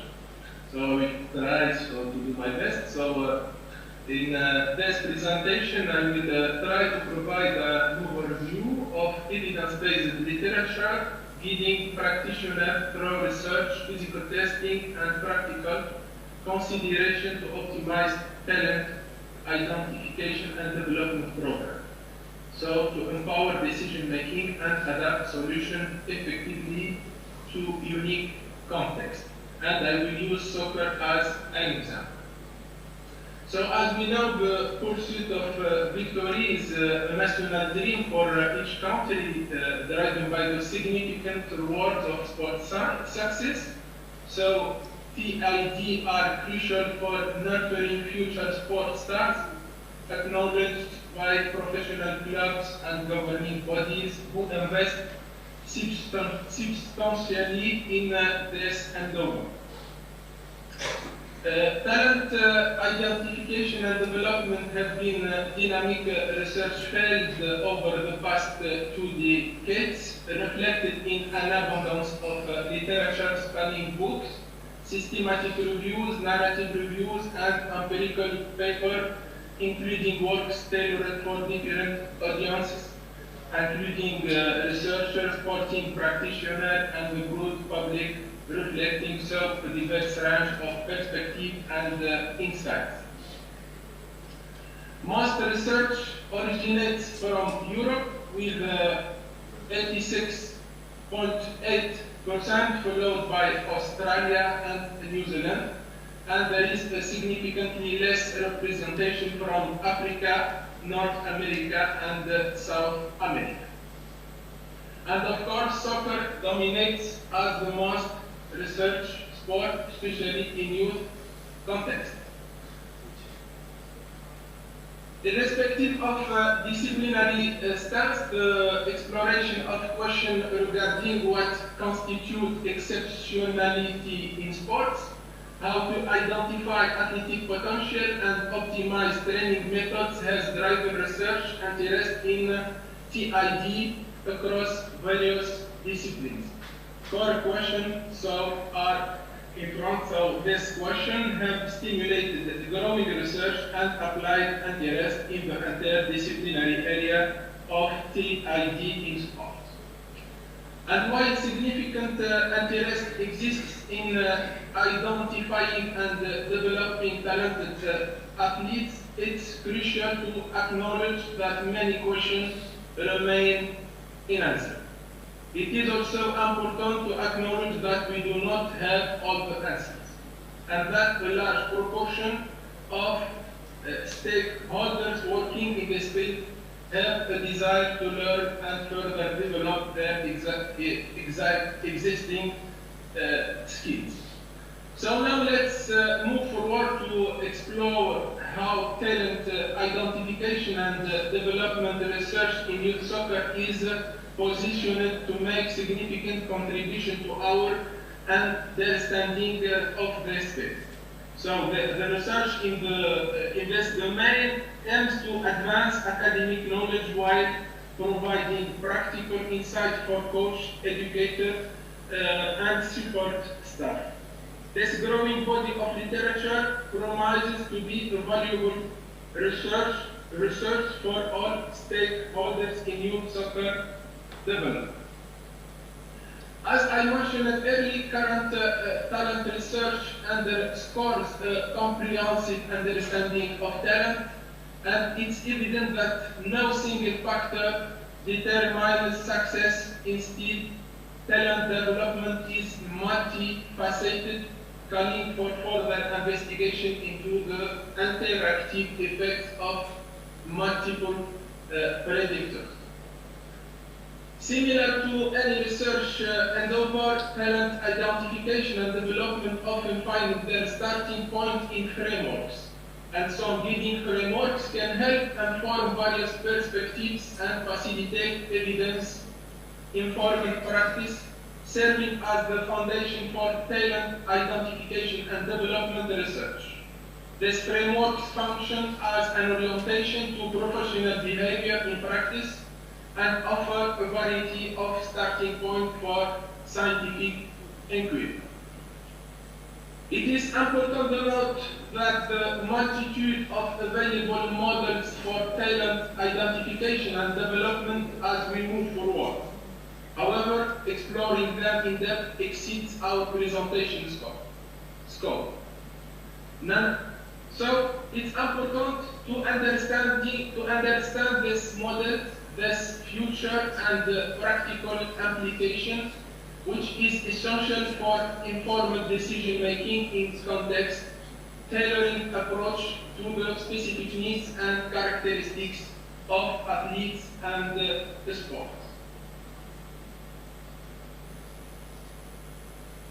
The selection of a suitable model depends, of course, on various factors, including the age of the group, the culture context, and the specific nature of the group.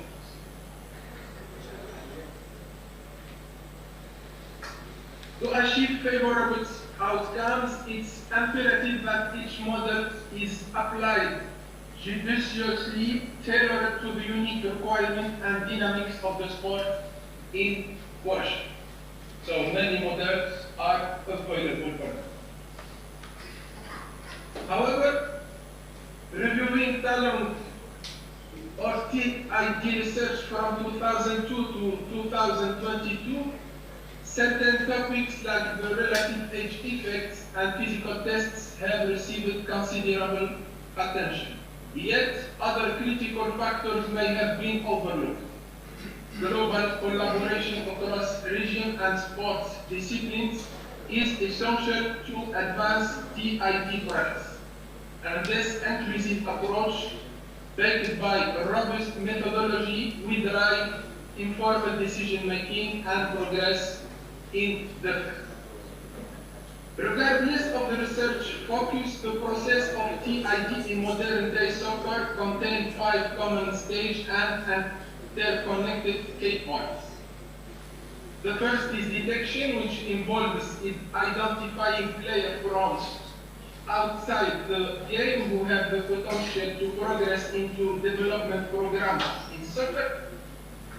Identification involves recognizing players participating in the sport who have the potential to progress into a high-performance development program consisting of a relatively systematic combination of coaching, support, training, and match play designed to progress players. Participation involves playing soccer at a recreational level and or informal playing or playful setting. Finally, the selection refers to the ongoing process of choosing players within the development program who demonstrate attributes suitable for progression to a future squad or team. The key component that we listed have their own scientific and principled approach, each tailored for its specific context. And as detailed in the review of ZELJKO, and all, this perspective highlights the intricate relationship between stages. So it's crucial to understand this complex interaction throughout the talent cultivation process. By distinguishing between this stage and strengthening the links, we can create an optimal talent training environment. Implementing better methods and measures for each stage is essential to minimize turnover rates and ensure the integrity of the talent development process. So, what is the predictor from the relevant characteristic of talent soccer player? So here we will present the results of the multidisciplinary approach studies.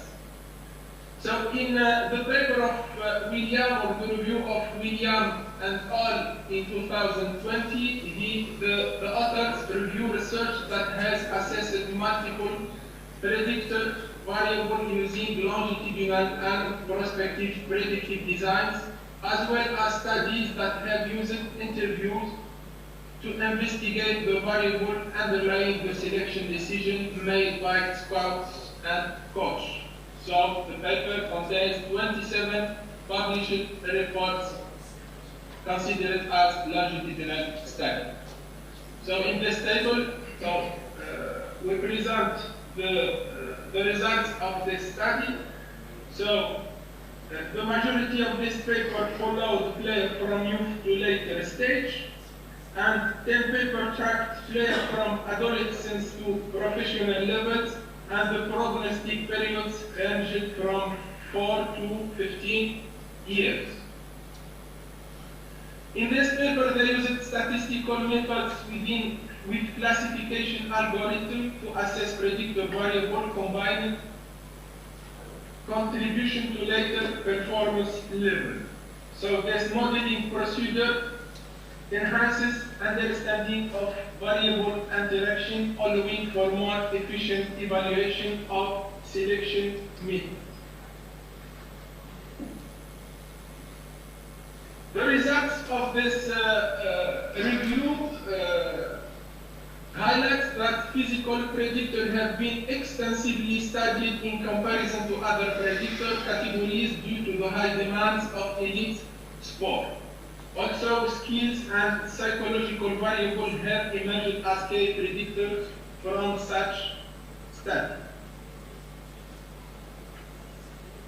Players who become professional were in adolescence slightly taller, heavier, leaner, fitter, faster, and slightly more agile, more skilled and motivated, and practiced more when compared to their peers in the development program who did not become professionals in adulthood. and the superiority of future professional player over non-professional in already selected adolescent extends to almost all major and time points. Those who eventually turned professional were slightly superior at the start of the prognostic period and maintained this superiority to the end when compared to non-professional. For example, the study of Forsman and all, so they used some technical, tactical, physical, and psychological predictors at 15 years of age, with several of these measures differentiating already selected player who turned professional from those that did not reach that level at age of 19 years.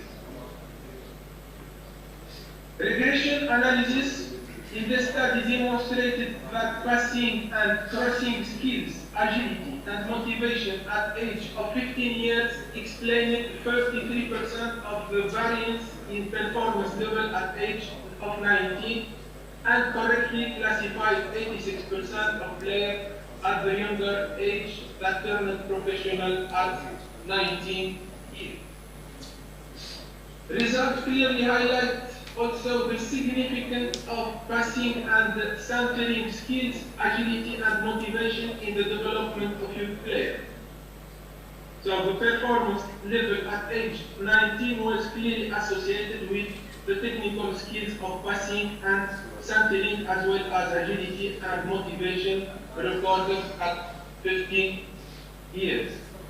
So by supporting the development of these skills during childhood and early adolescence, youth soccer players may have better opportunities for reaching elite performance level later in their sport career. Some other results also show that various combinations of technical, like dribbling, passing, and tactical and motivational predictors differentiate adolescent players who progress to a higher performance level later in development. The same speed may have similar predictive utility as reported in some studies. Concerning skill predictor, so they are also considered as variables that can predict success and are considered as crucial for future performance in soccer players. For example, professional players consistently show superior skills test scores compared to non-professional, which have youth development impact as players who progress in youth programs demonstrate higher skill level. For example, the total motor score is considered as a useful tool combining physical technical evaluation into a total motor score, aids in predicting player success. Psychological also and sociological predictors are less frequently studied compared to other predictor categories. For example, the psychological predictors are exclusively measured using validated scale in multidisciplinary longitudinal study. So future professional players show high motivation, concentration, and coping skills in adolescence, and environmental factor and intervention can influence this psychological value. Other various psychological traits like grit, self-regulation may predict also success but need further study. Sociological predictors include practice hours, coach-player relationship, family support, and life factors. Adolescents who later became professional players tend to accumulate more practice hours and engage in more peer-led play. They also receive greater family support, have more siblings, and seek more social support. Sociologists highlight the complex and multifaceted nature of player identification and development process.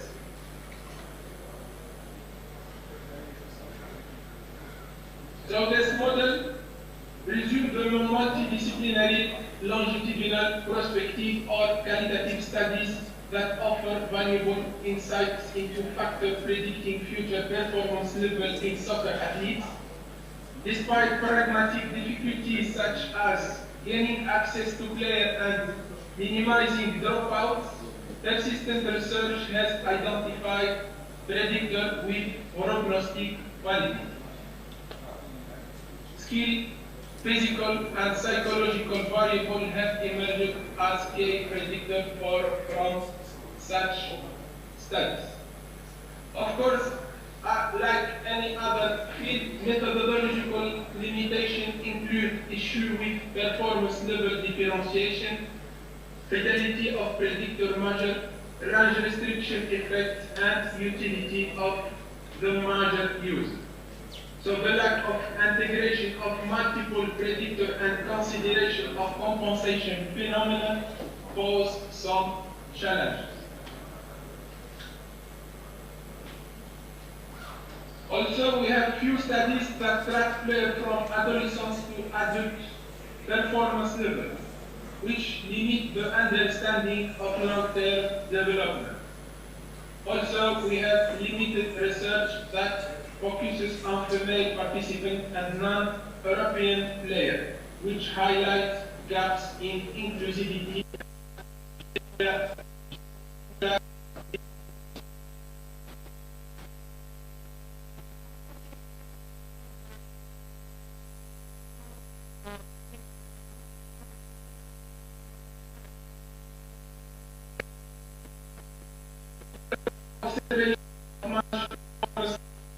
And coach.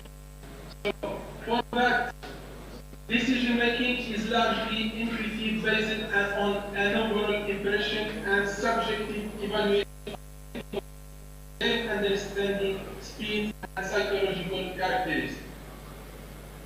Multidisciplinary studies suggest that skill and predictors are similar in identifying future professional players compared to psychological characteristics. Anis, I'm sorry to interrupt you. Just to remind you, you have 5 minutes left, yeah? Okay. Okay, thank you. So how soccer scouts identify talented players? So, as I said, they often describe variable in a broad rather than specific sense, and there is always disagreement between talent scouts in terms of value. In this graph, so you may show that more the time between talent prediction and performance is big, so we have a big variability in talent prediction. Some other studies have shown that highest performing senior, for example, athletes begin involvement in talent promotion programs at older age than lower performing senior athletes. The age of the coach also has been considered from research perspective, and to review and meta-analysis show that coaches primarily rely on tacit knowledge and interest in talent identification. And they need enough time with athletes to gather knowledge regarding athlete psychological characteristics, physical abilities, and gain sense in order to make a confident and informed decision regarding their potential for high-level athletic performance.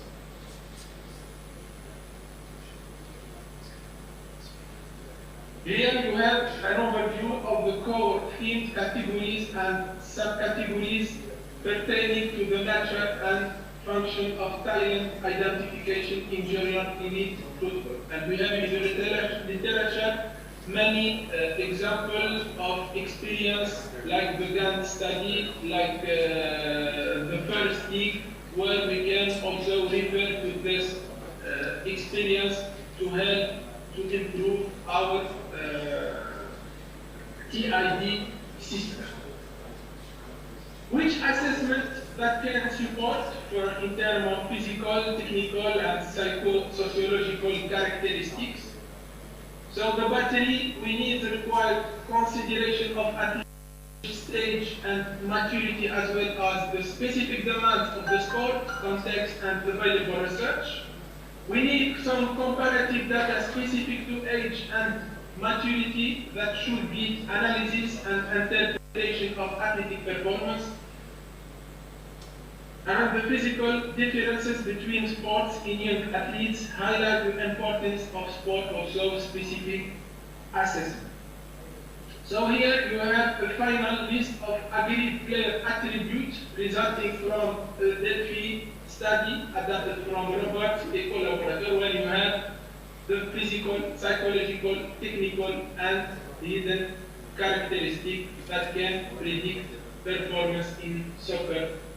Anis, unfortunately we have to leave it to that because I want to check whether there are some questions left. Is that okay with you? Okay.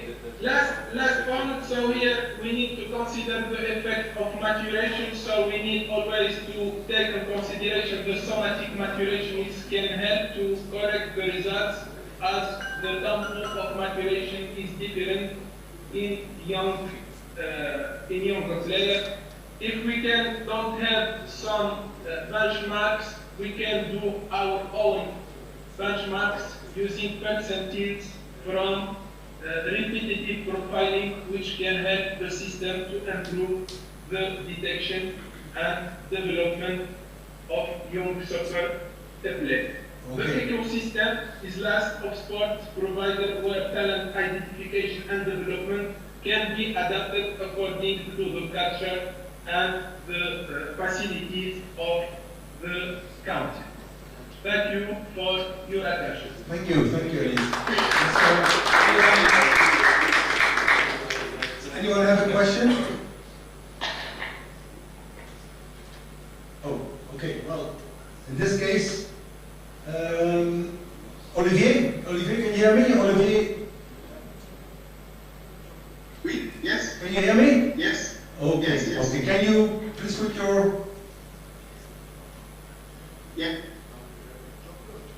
Okay, well, I just was told that I think Jean-Claude has to come on first. My paper was different, but okay. Sorry, Olivier, we need to have Jean-Claude first. Is that the... Yeah, fine. All right, thank you. Sorry for that.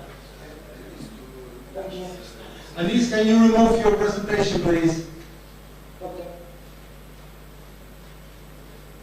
Thank you. Jean-Claude? Great. Can you put your presentation on?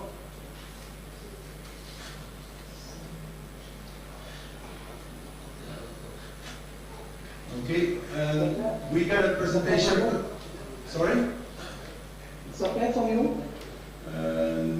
Yeah, but we see, yeah, I think that's your, but can you put the presentation? Can you open the presentation, please? We see your screen, but no presentation. It's not presentation? No. I think, but we can see your screen, but you have to open the presentation.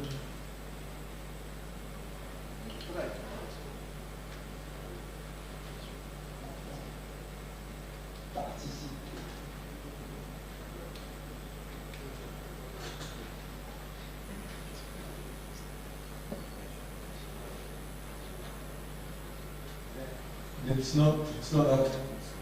For the audience information, Jean-Claude is instructor for the French Federation. It's not there yet.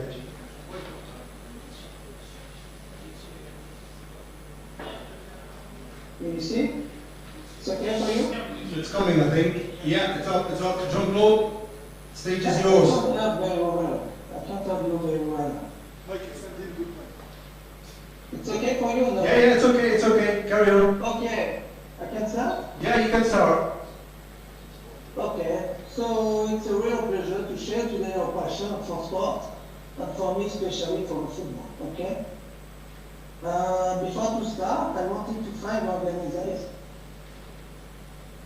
So in first I introduce myself, okay? Sorry about my English is average, okay? So I am former professional player, professional coach, former director of French Football Institute, Clairefontaine.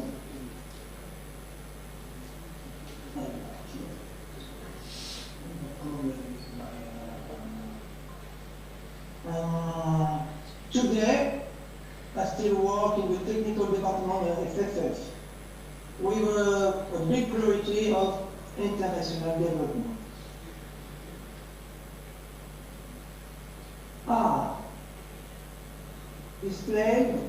Explain the structure of the pathway of youth development French, okay? It's a little bit complex to explain. What is important for us? Important is category. U12 is a category where real detection begins in France, okay? Before there is grassroots, it's an important period, but for the detection in France, you do U12 is the beginning of the detection, a real detection. After you, on the 12th, there is two possibilities. Two possible ways to reach the highest level, okay? In addition to clubs, sure, there are elite program and youth program. Two programs, two periods. Period of pre-training and training, okay? The structure of pre-training can be federal structure, like Clairefontaine, INF Clairefontaine, and like PSG Academy, okay? So, youth program, in addition to club, there is two possibilities for the best player, school sports section, between age 11 and 14, and school sports section between 15, 17, okay? It's important to know, but depends on progress. The player can change part of his development, okay? You can start in the pre-training in the elite program and go after in the youth program, okay? And vice versa. It's very interesting, okay? It's not fixed. After the period of pre-training, some player will continue in the training of a professional club, professional center, okay? The other will return to amateur club in the youth program, okay? So, there is a structure for youth development, for elite program and youth program, okay? And between 11, 12 and 18, 20, you can change your path. The player can change his path.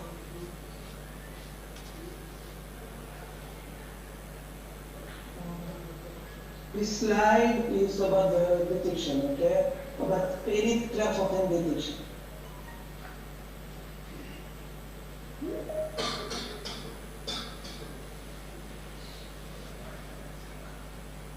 So, the first stage takes place in the department of Ile-de-France. There is two stages, two big stages, okay? The first stage takes place in the department of Ile-de-France, okay?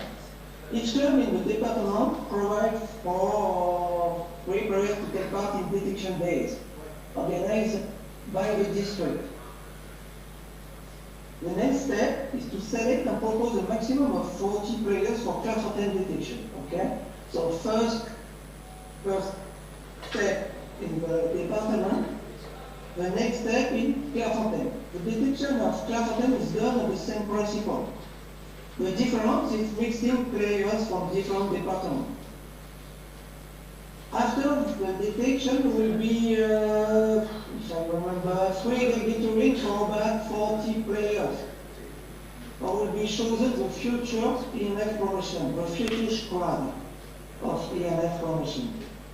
Around 24 players. And after, sure, during 2 years, the player will train every day, 5 days at Clairefontaine, and play the weekend with veterans. It's interesting to know that they only train in Clairefontaine and they return the weekend in their club and play games. Some important contents of detection, technical tests, short, jumper, kick-up, swim, okay? Physical tests, speed, endurance capacity. About physical test and the speed, we think it's very important to have a focus on not only, but principally on the 10 meters and 20 meters speed, okay? Because it's the period of a player grow up very, very quickly. And there can be a big difference in which power, in the power muscular. So, we think that on 10 meters and then 20 meters, the power muscular is less used, okay? So for the speed is more efficient for us.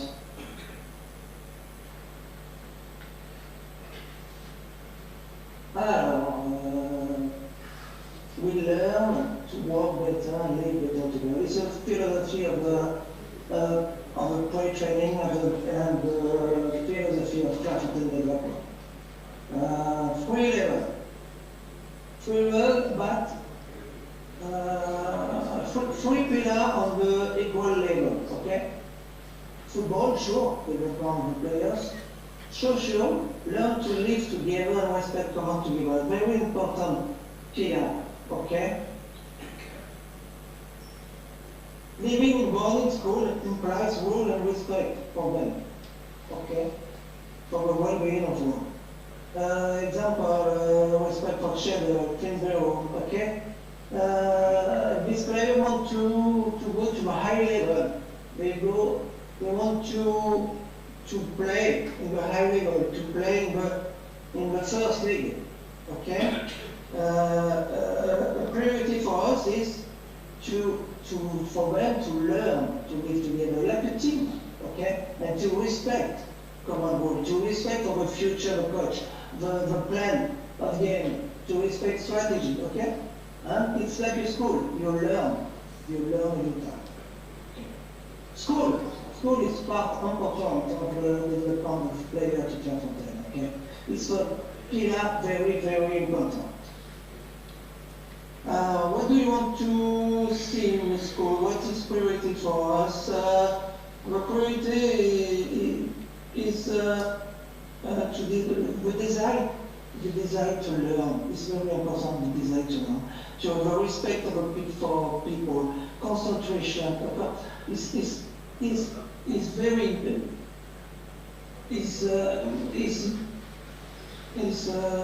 priority for us because we can translate this priority on the football, on the soccer, okay? For your information, some players have a very good level can be excluded from Clairefontaine for behavioral problem, okay? Sometimes some players don't stay at Clairefontaine, okay? They are excluded and offered for program of behavior.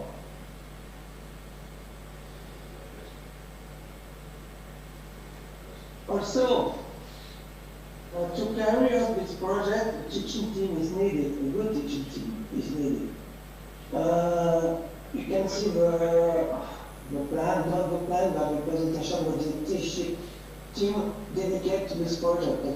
One director, 3 coach and 1 goalkeeper coach, 1 administrative manager, 1 person responsible for education and community life, 3 supervisors, 1 medical center, FIFA Pro, with doctors, physiotherapists, psychologists, chiropractors, dietitians, athletic trainers. 1 middle school and a very high school, and school support with teachers.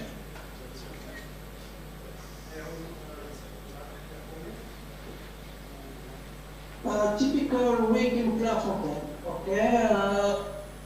So I arrive at church on a Sunday evening, okay, and they leave, they go back in family Friday after training, okay. Between wake up 7 a.m., departure for the college or high school, okay, depends on your level of school, okay, level of school. Snack, return to Clairefontaine, okay, snack, dinners, relax, and homework, yes, we have two kind of homework. Homework in Clairefontaine and homework in school, okay, and sit active pending. What can I add?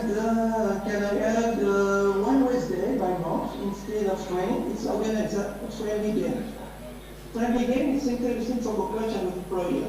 It's match of the player and coach to assess the player progress. We are only focused on the player progress, okay?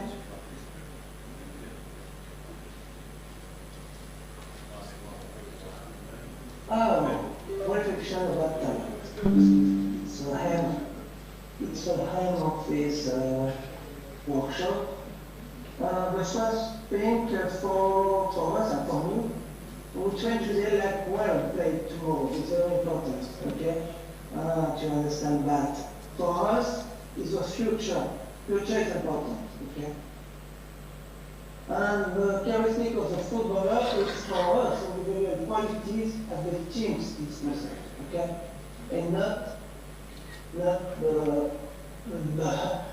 team is for us by individual quality, okay? So, well, there is different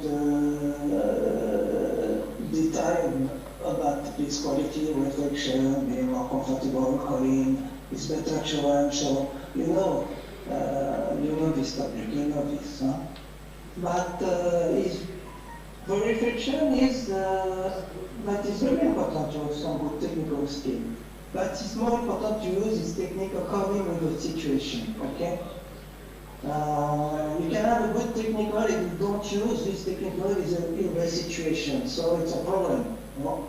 The problem is to according your technical, your words, you're in the situation, okay? Commitment and competitive mindset are essential too, sure. If I can sum up, progress mental, quality mental progress are permanent, okay? Because everything is, I like to say that in football, everything is tactical. So everything is reflection, everything is intelligence. Okay? Good choice is intelligent. Good pass is intelligent. Good run is intelligent. Okay? The next is very important to adapt this methodology. You must have a good relation between player and coach, okay?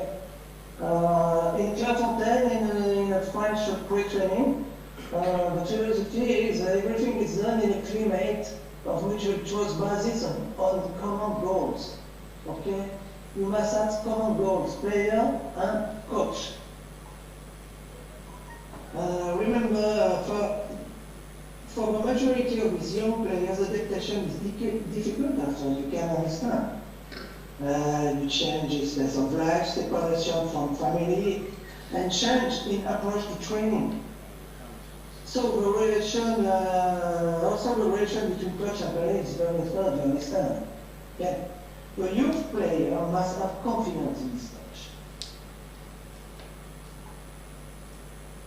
So what is the pillar to train when we are focused during since 2 years? We are focused that the young player must get to know himself better. They know football better. And very interesting that they get involved in the session, okay? They participate in the session, not with his mental, with his mind, with his brain, not only with his وبزلاجة.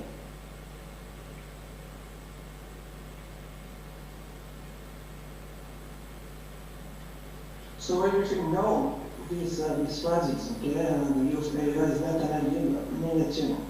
It's not an addicted miniature. It's very important for us that the coach must consider the player's need for his development, okay? For me, each player is different, and therefore needs individual development. So sure, we train together, but each player must have different projects for his development, okay? Project of tactical development, project of technical development, project of psychomotor development, coordination, etc., okay? It's a team development, it's a group development, but it's also individual development.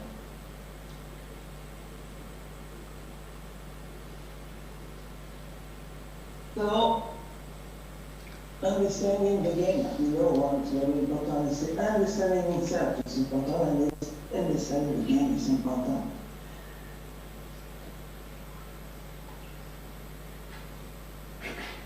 You could, how can I say, your position on the pitch during a match will determine your behavior. So technical, tactical, and athletic movement, athletic behavior will be determined by your position. It's interesting for a player to play in different area, okay? Sometimes in different position, place. For example, during 2 years I had Mbappé, okay, and sometimes he play a defender. Sorry, defender. Okay, it's the interesting for him. We explain everything, yeah? It's not a punition, we explain why, okay? In this development, it's important to take a different position, okay? To fill the different position, okay?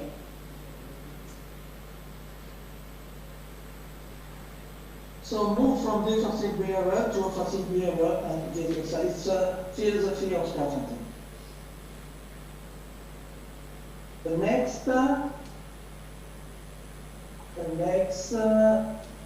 yes, it's always about the development of the intelligence of the player. It's very important for player to learn to read situation in the game, to best respond to this situation, and explained before, okay? The different criteria described will influence the player's decision. So you understand that they must learn to organize them quickly during the game, okay? So during the learning game, during the practice, okay, the training session, you train, you train with different space and time, with different movement, with the different numeral equality or inequality, okay? With a marker, without a marker, with ability technical, okay? One touch, two touch, okay? Only with foot, right foot, okay? Everything is for the player in the future, okay? They used to be in this situation, okay? The next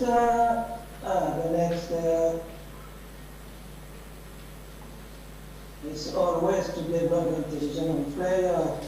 For us, from 8 to 18 years or 20 years old, we develop a player, and after when we use the player. So it's very important the difference of to develop and to use.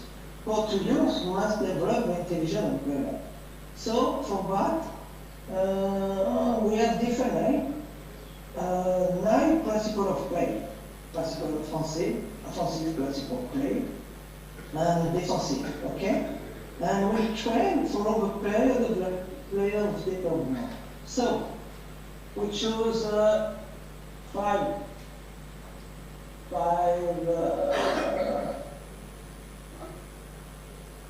offensive. There is one kind of play, okay, we'll go on, but we define five principles of play, okay, for offensive and for defensive. So retaining, okay, retaining possession and taking, okay, three possibilities, three principles. Imbalance and finishing, two possibilities. Without the ball, okay, stop your position and attack defending to protect your goal, okay?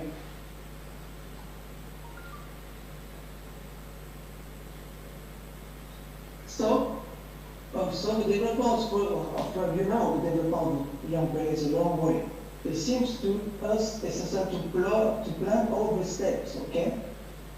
So what is important is you must according the head experience, especially the level of the player, to choose the priorities, okay? So the coach might choose priority according with the level of the player, with the age, but especially with the level of the player, okay? The most important, what is important, is that the player at the end of his development is practicing all these principles of play. Remember, 8 to 18, you develop the player. After 18, 20, you use the player. Big difference, okay? So, it seems to us essential, and it seems to us very important to practice all the principles of play.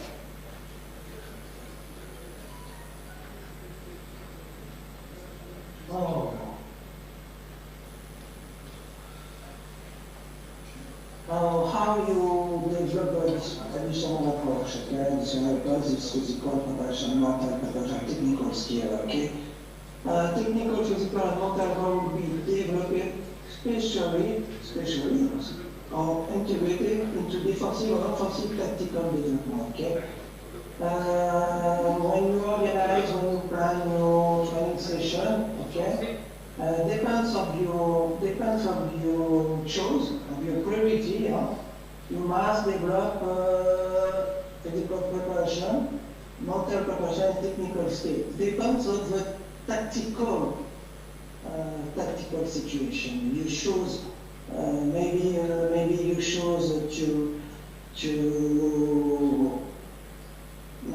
choose offensive, an exercise of offensive, okay? So you have a situation, a scenario of offensive, you have a technical of offensive, and you have a physical of offensive, and you have a mental preparation of offensive, okay? Jean-Claude, sorry to interrupt you. Yes. But we have only a couple of minutes time. Can you speed it up a bit, please? Yeah, Merci. Yes, it's finished. Okay? So, what is very important to plan, okay? Because the development of a youth player is a long way. They seem to use the system to plan all the steps. Why? So as not to forget the mistake, okay? The philosophy is always to prepare and to use the player, to prepare, to develop and to use the player. The next is the importance of the test and observer, okay? For the follow-up of the player and his involvement and his development, the tests are interesting tools. During my 7 years at Japan, I analyzed all the tests. I can define the profile of a youth player who become professional players. It's very interesting, okay? It's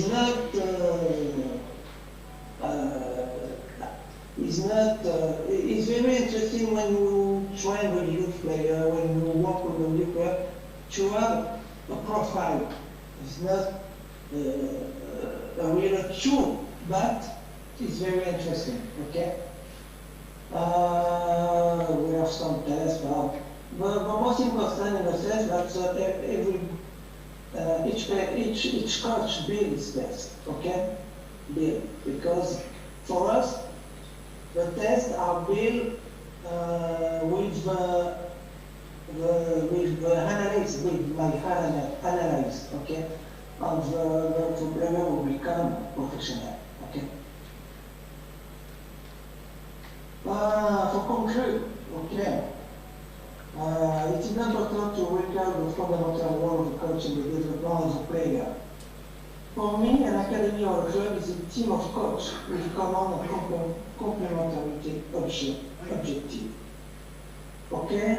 The role of the coach is fundamental. Okay? Only the coach can choose the priorities for the player. Okay? Only the coach can adapt the training session. Okay?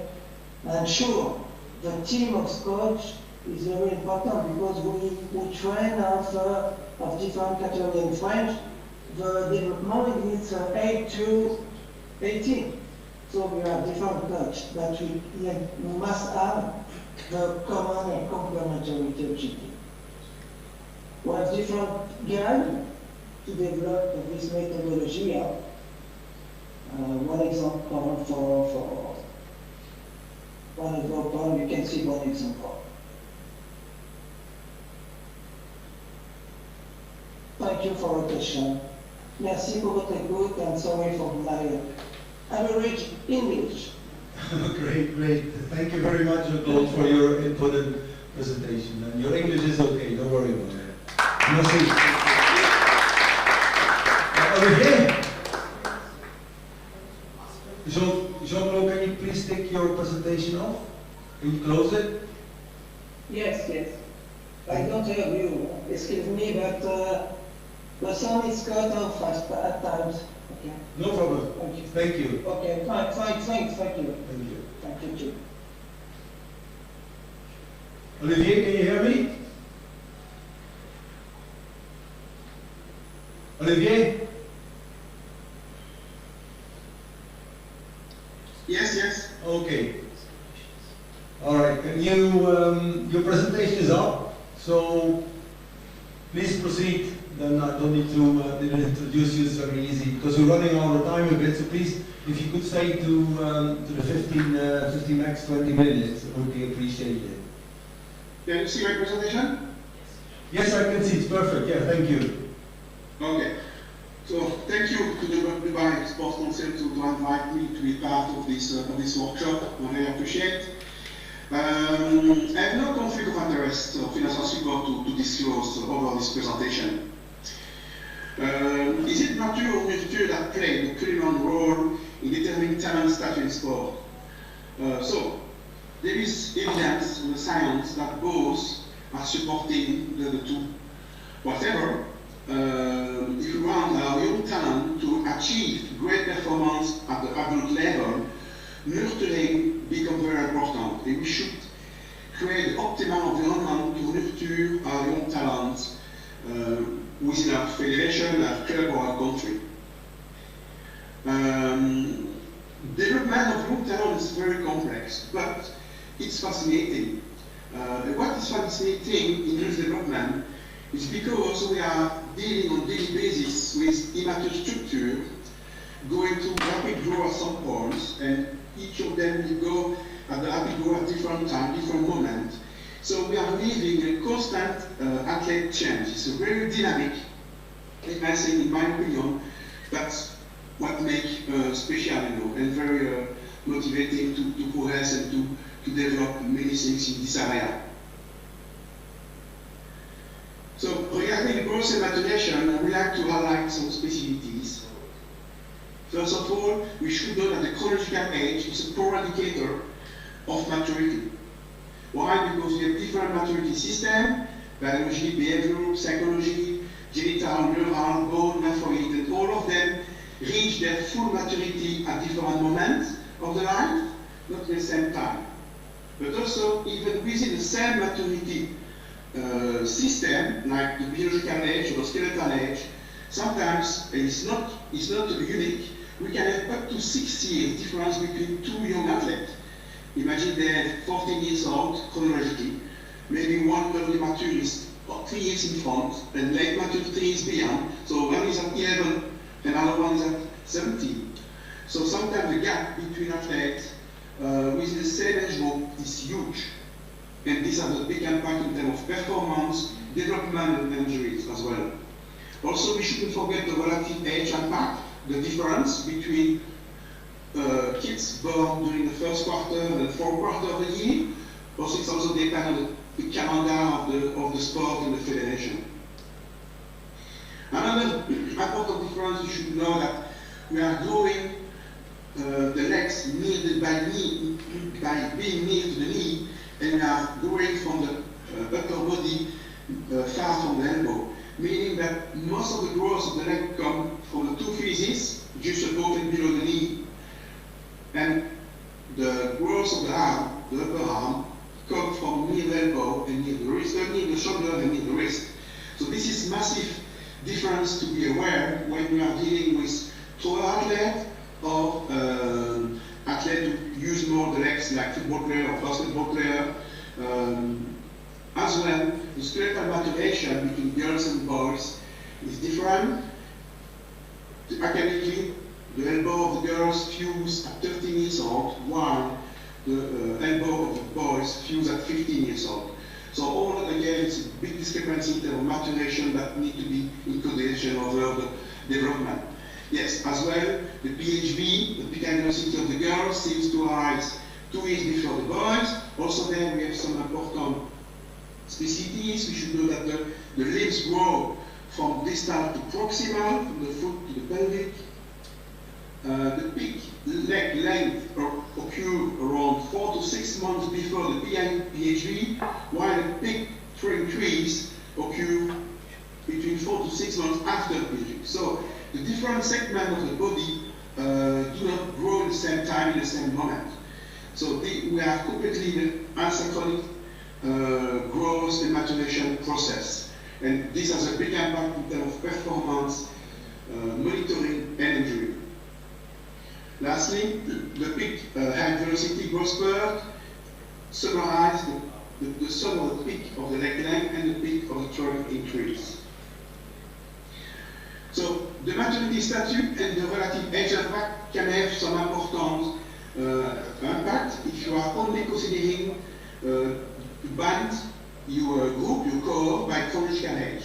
For example, if you do only by chronological age, you decrease the chance for academic selection for the children born in late quarter of the year, and also decrease the chance for the children with late mature to reach his final goal.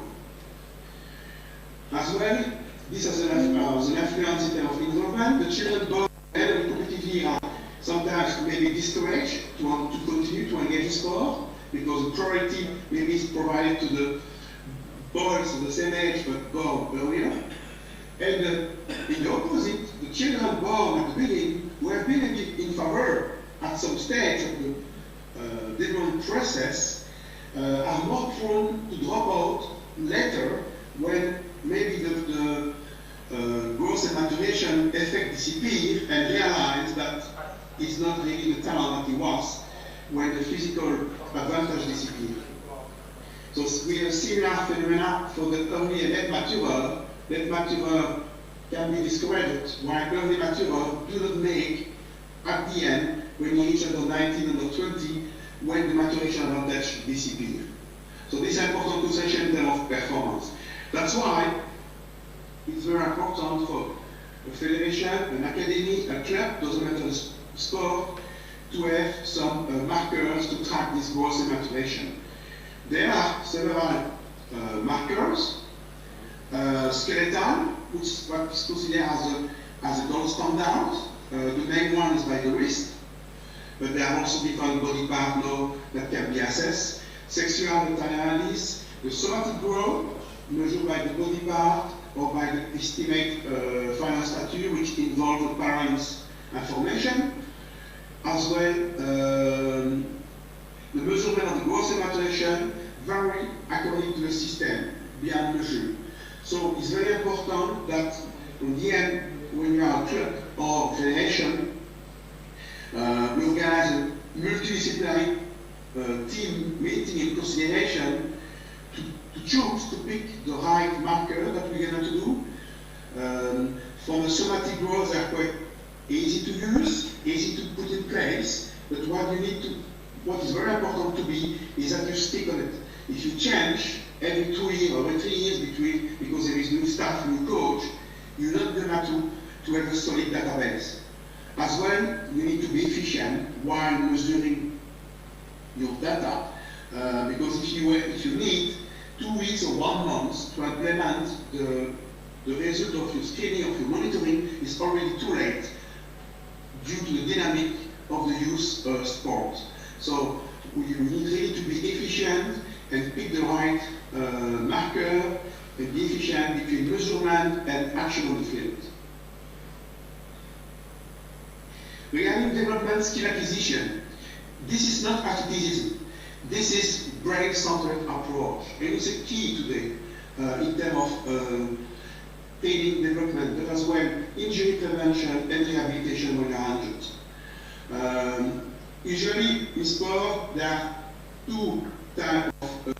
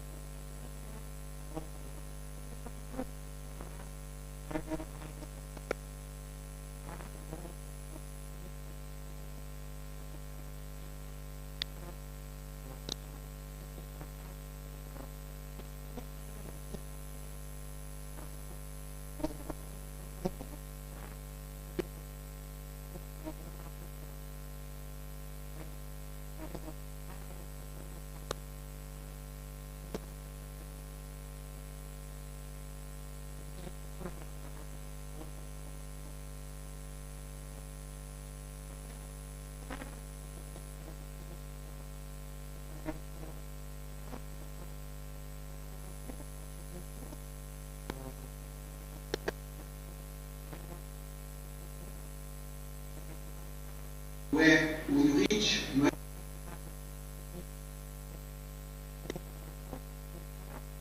golf, and there is also even some sport that you can reach the specialization later in later adolescence, like ambulance sport or some discipline of the track and field. There is different youth talent development pathway existing, and what is crucial is that you organize your pathway, different pathway that fit your purpose. So it's very important to have, again, a multidisciplinary team vision and approach to involve every different people involved, from the coach, sports science, sport medicine, that everyone agree, and we are making a clear map. This clear map is quite important, but should match the environment, the size and organization of the country, the ethnicity, because the ethnicity will make maybe some different physical aptitude than other countries, who may be good for some sport, but maybe you need to work more to achieve performance in other sports. So you really need to fit the environment. It should fit also the context, because different federations doesn't work in the same way. Different clubs, doesn't matter football clubs, between football clubs or between basketball clubs or handball clubs, they are not the same, all are different. Same for the federation, same for the population, and also for the staff. Some clubs work with some staff from Europe, or from America, or from Australia, from Asia, and people have different cultures. So you really need to match the context and to adapt to that. The actualization is very important to optimize and maximize each athlete development, and to flank when they are struggling in some moment of their development pathway. And on the end, it should be a very flexible blueprint. It shouldn't be rigid, because the dynamic of the youth development is not rigid. It's very flexible. Regarding the skill acquisition, there are 2 phenomena, essential phenomena to learn, or to learning. Acquiring a new motor skill and improving existing motor skill. This is 2 learning phenomena. There is 2 critical variables to make it from failure to success: it's practice time and task difficulty. And in the end, the interaction is between gel and environment, relevant to the functionality on itself. So this is a key motor skill principle regarding the acquisition. We know today that in all sport, each movement, even visually, it looks like the same motion or the same repetition of movement, each of them are unique. We are living in a non-repetitive neural and motor patterns. We call that by Bechstein repetition without repetition. And this is, again, very important to know. To develop this ability of skill acquisition, there are two models. The linear model and the non-linear model. The linear model, the target is to restore medial balance in a given situation. Every effect has a clear cause, and it's predictable adaptation. It's a quite cyclic, stochastic. While non-linear model is to adapt to the environment, to create a disequilibrium as healthy nature, constant fluctuation, acyclic, stimulate the perception, the cognition, the creativity, and the decision making, and promote the variability and adaptability within the training exercise of the linear model. Practically, on the field, a linear model will be focused on absolute correct pattern, a decreased variability of movement, but rigid, a lot of repetition and teaching methods, of same exercise, of 4 times, 6 times, 4 times, 10 times the same exercise and no change. It's going to reduce the response and the flexibility of the learning process. It's going to protect the players or the athlete to make error. It's quite what we call explicit learning, and on the end the exercise complexity is very poor, and often it's not what is on the field in competition. While the non-linear model provides to the athlete much more learning opportunities and process, and involve the athlete in the process. It's the training modalities and element are inspired by the complexity of the exercise and the different tasks to achieve. We are pushing for variability and motion to create noise or constraint. We include perception and decision making of the player inside of the exercise, variability of movement, what we call also an impulsive learning. So in the end, if we do a linear model approach, we're going to definitely to narrow the potential of the motor skill acquisition and enhance the movement performance. So by the nonlinear approach, what we try to get is to get a great equilibrium from the athlete with high adaptability. If we look at the figure A, on the left side of the screen, the player is not well adapted to his environment area and to perform. So when you see the constraint from the environment, the chaos, the task difficulty is going to be weak, and all of these constraints will not be able to manage. So he's going to underperform, he's going to be at higher risk of injury, also of re-injury or different type of injury. By the nonlinear model, we are trying to develop a player or athlete with a high level of adaptability, who can face and deal with all constraints of the sport, of his discipline. Manage the chaos, manage the difficulty of the task, adapt, manage the weakness, manage and deal with the previous injury, also deal with the fixture. So we're going to have to make much wider the top of the trapezoid to get a right equilibrium that even there is a kind of disbalance, you can get back the equilibrium without this disbalance or within this chaotic environment. Olivier, I'm very sorry. Yes. Sorry, because we have only, unfortunately, very unfortunately, 1 minute left. Could you somehow wrap it up in an easy way? Yeah? Sorry, I'm almost done, but... Okay, thank you. So, the motor learning development also has a nonlinear development has also a positive impact. Not only that this effect in training phase is higher, but also in the retention phase as well is higher. Last part, regarding the injuries and emotional maturation, the club and federation should have the proper injury surveillance adapt to the new specificities, to get and to catch the high difference of injuries between the youth and the adult. You can see that in many environments, this one example, the injuries related to growth are much more, the proportion is much more higher than sprain or even muscle injuries. And as well, now with the increase of professional development, we have a lot of overuse injuries on the growth plate. Also, you can see here that the maturation statute has an impact in terms of injuries. You can see the players who are before the peak velocity in blue are lower risk than the players who are after peak velocity in the red. It's the same if you are looking in terms of growth plate. Here, the growth-related injuries. Here we have an addiction. The players who are during the peak velocity are at greater risk in green than the players before and after. So the maturation plays an impact on the injuries and the type of injuries. If you do the same for the skeletal maturation, the players who are early mature or mature at the risk are at greatest risk of injury than the others. And if you make both together, the skeletal maturation within the growth process and the growth, you can see how complex the risk of injury it is by summing the growth and maturation together with a wide range of different risk levels based on the different maturity status of each of our athletes. So, the key things to win and gain time loss, avoid time loss and gain time development is to get a proper injury burden. It's a key indicator. The injury burden is the product of the severity, the vertical axis, by the incidence.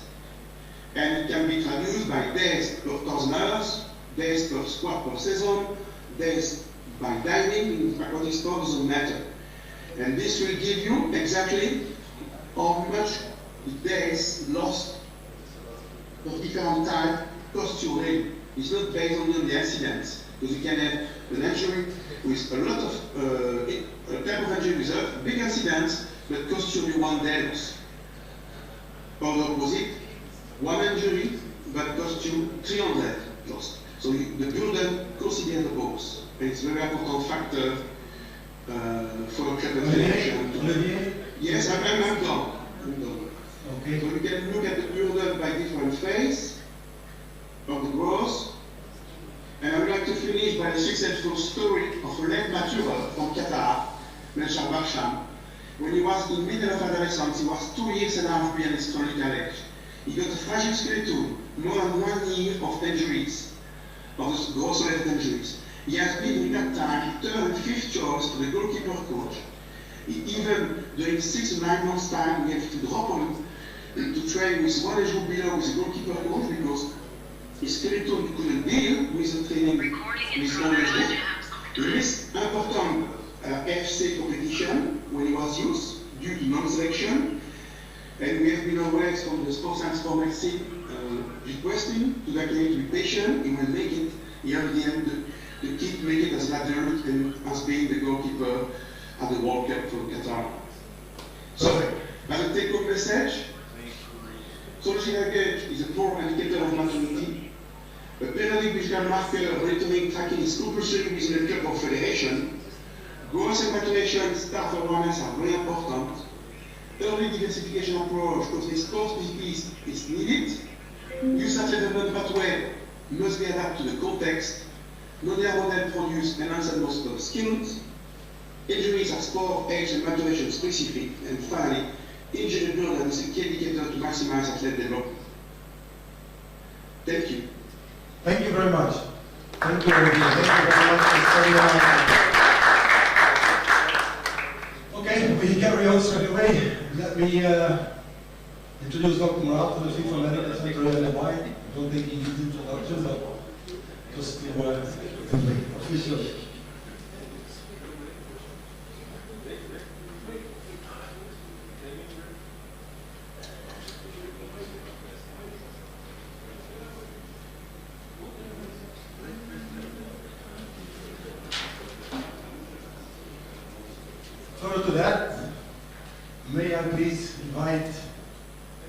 have Billy to sit in our panel. Melina is a public health consultant.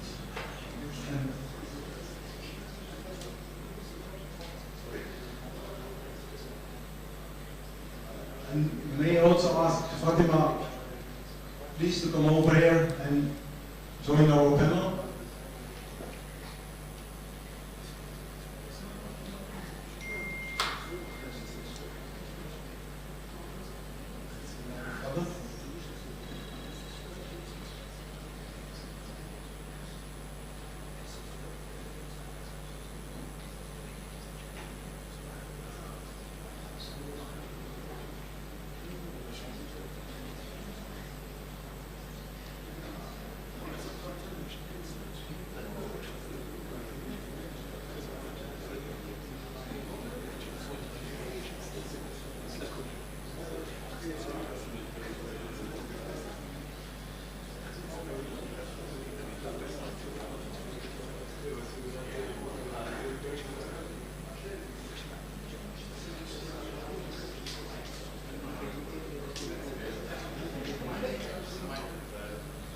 Thank you so much. Thank you, Dubai Sportsmen, for this kind of invitation. I'm happy to be with you today and to see a lot of friends. So I'll be really happy because that's it. So thank you, Adam, for asking me to prepare something related to talented football players. So we can learn quickly the basic medical assessment and the fitness assessment. So in terms of introduction, we know that there is no consensus in terms of detecting the parameters based on what we can find if player is talented or not. And these parameters are basically physical environment factors, decision-making factors, tactical, technical abilities, expectations of success, personal factors, and definitely we should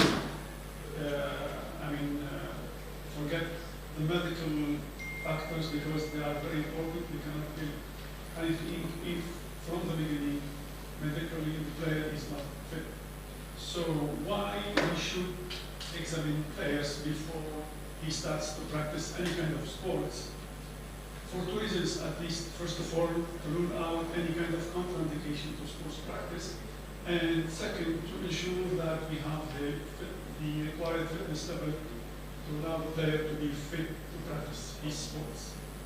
How we can do that? So we have to detect the risk factors, and we have to detect the risk factors based on the pre-competition medical assessment, our medical checkup before practicing any kind of sports, and we have to measure also the performance of parameters. It's the athletic performance assessment. Then every talented player, he has to be fit before allowing him to go through his practice. What's about the content of the medical assessment? So first of all, we should have the maximum of information related to the medical history and of the player, mainly the family history of cardiovascular conditions and personal history related to the potential risk of cardiovascular conditions, diabetes, hypertension. Also, we need to be sure about the musculoskeletal abnormalities like scoliosis of the spine, flat feet, leg discrepancy, or muscles atrophy. And the physical examination by a doctor should be general examination, cardiovascular examination, muscle and skeletal. Dental also, eyes also as very important to assess. Why? We have to be sure that there is no contraindication to sports practice. It's very dangerous if we allow to player to start to practice football or sports if we are not sure that there is no any kind of contraindication. So also we can ask, especially with the talented players, we have to ask also, we go deeper a bit, and to go with the medical, what we call advanced medical examinations, basically the body composition with all information we can collect and data. It will help in the future to get the player be more improving. Also the blood test, we need to be sure about the blood test to rule out any kind of immunity deficiency, like anemia, vitamin deficiency, especially in our area. Vitamin D is very low with most of the players, and when we have a low vitamin D, the player has a high risk of injuries, especially fractures. Then we have to be sure about the heart by the electrocardiogram. The electrocardiogram will get data related to the heart rhythm of the heart rhythm, and to measure any kind of electrical activity, to record the heart, and to detect the abnormalities at time before allowing him to start. Also, podiatry is very important to detect any kind of foot or feet deformities, because it will affect later on it will be a high potential of injuries if the player carries kind of a high arc foot or flat foot. We can go also with many other investigations like radiology, MRI, DEXA, nutrition profile, dental examination is very important. Players with problem of dental conditions, it's a potential risk of muscle injuries. Also psychological profile and a lot of other advanced examinations. What's about the fitness? So we have a lot of devices. Let me start quickly by... This tool is designed to measure at least 3 parameters of the cardiovascular system. The maximum oxygen intake, also called VO2 max, calculated by milliliter per kilo per minute. We also measure the heart rate, maximum heart rate that you can be reached in the peak performance. And at the end of the test, 1 minute after the test, the recovery heart rate. The second instrument is the walk review, the gait analysis. We use here the walk review system for a test, 2-minute running test of 10 km/h, where we analyze different parameters such as the range of motion for the hip and the knee left and right side in degrees, the contact time in seconds, and also the distance for the left and the right steps in centimeters. Overall, we want to see if there's an overload on the left and the right side. The isokinetic dynamometer to measure the muscles in power. This isokinetic strength test is going to analyze 4 parameters. The first one is the shape of the curve. We want to see if the curve is regular or not. The second one is the picture in Newton per meters for the agonist and the antagonist muscle. In this case, for the knee, the quadriceps and the hamstring. Third parameter that we're going to analyze is the difference between the left and right in percentage. And the fourth one is the ratio between agonist and antagonist. Yes, we should be very careful when it comes to the isokinetic muscle assessment. It's not allowed for young players. Here we use the split court system to analyze a 30-second test changing of direction.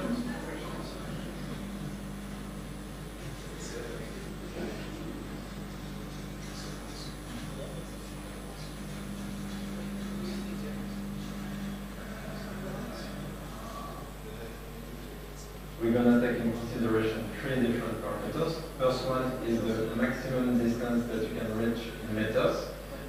And the other parameters are going to be the change of direction, rotation to the left and to the right in milliseconds, in imbalance between the left side and the right side. So I'm going to summarize right now. After having complete information of the talented player, we will be able to prevent players with absolute contraindication like cardiovascular diseases, cardiomyopathy especially, and any kind of rhythm troubles, to avoid any kind of drama on the field sometimes, like sudden cardiac arrest. Also, we help the player to prevent injuries when we detect previously early relative contraindications, say foot deformities, And finally, we have to make sure that the player is in optimal condition to start the program without any kind of injuries. Thank you very much.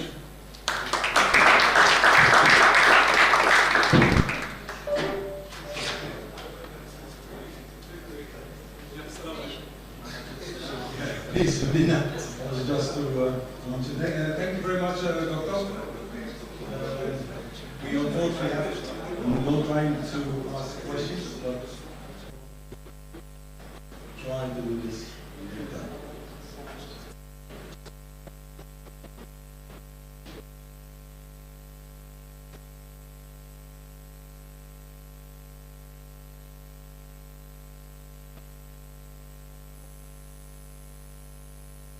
I'm really happy to be here today, thanks to the Vice Sport Council for the invitation.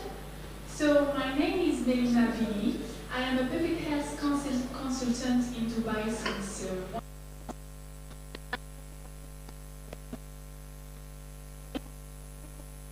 in public health.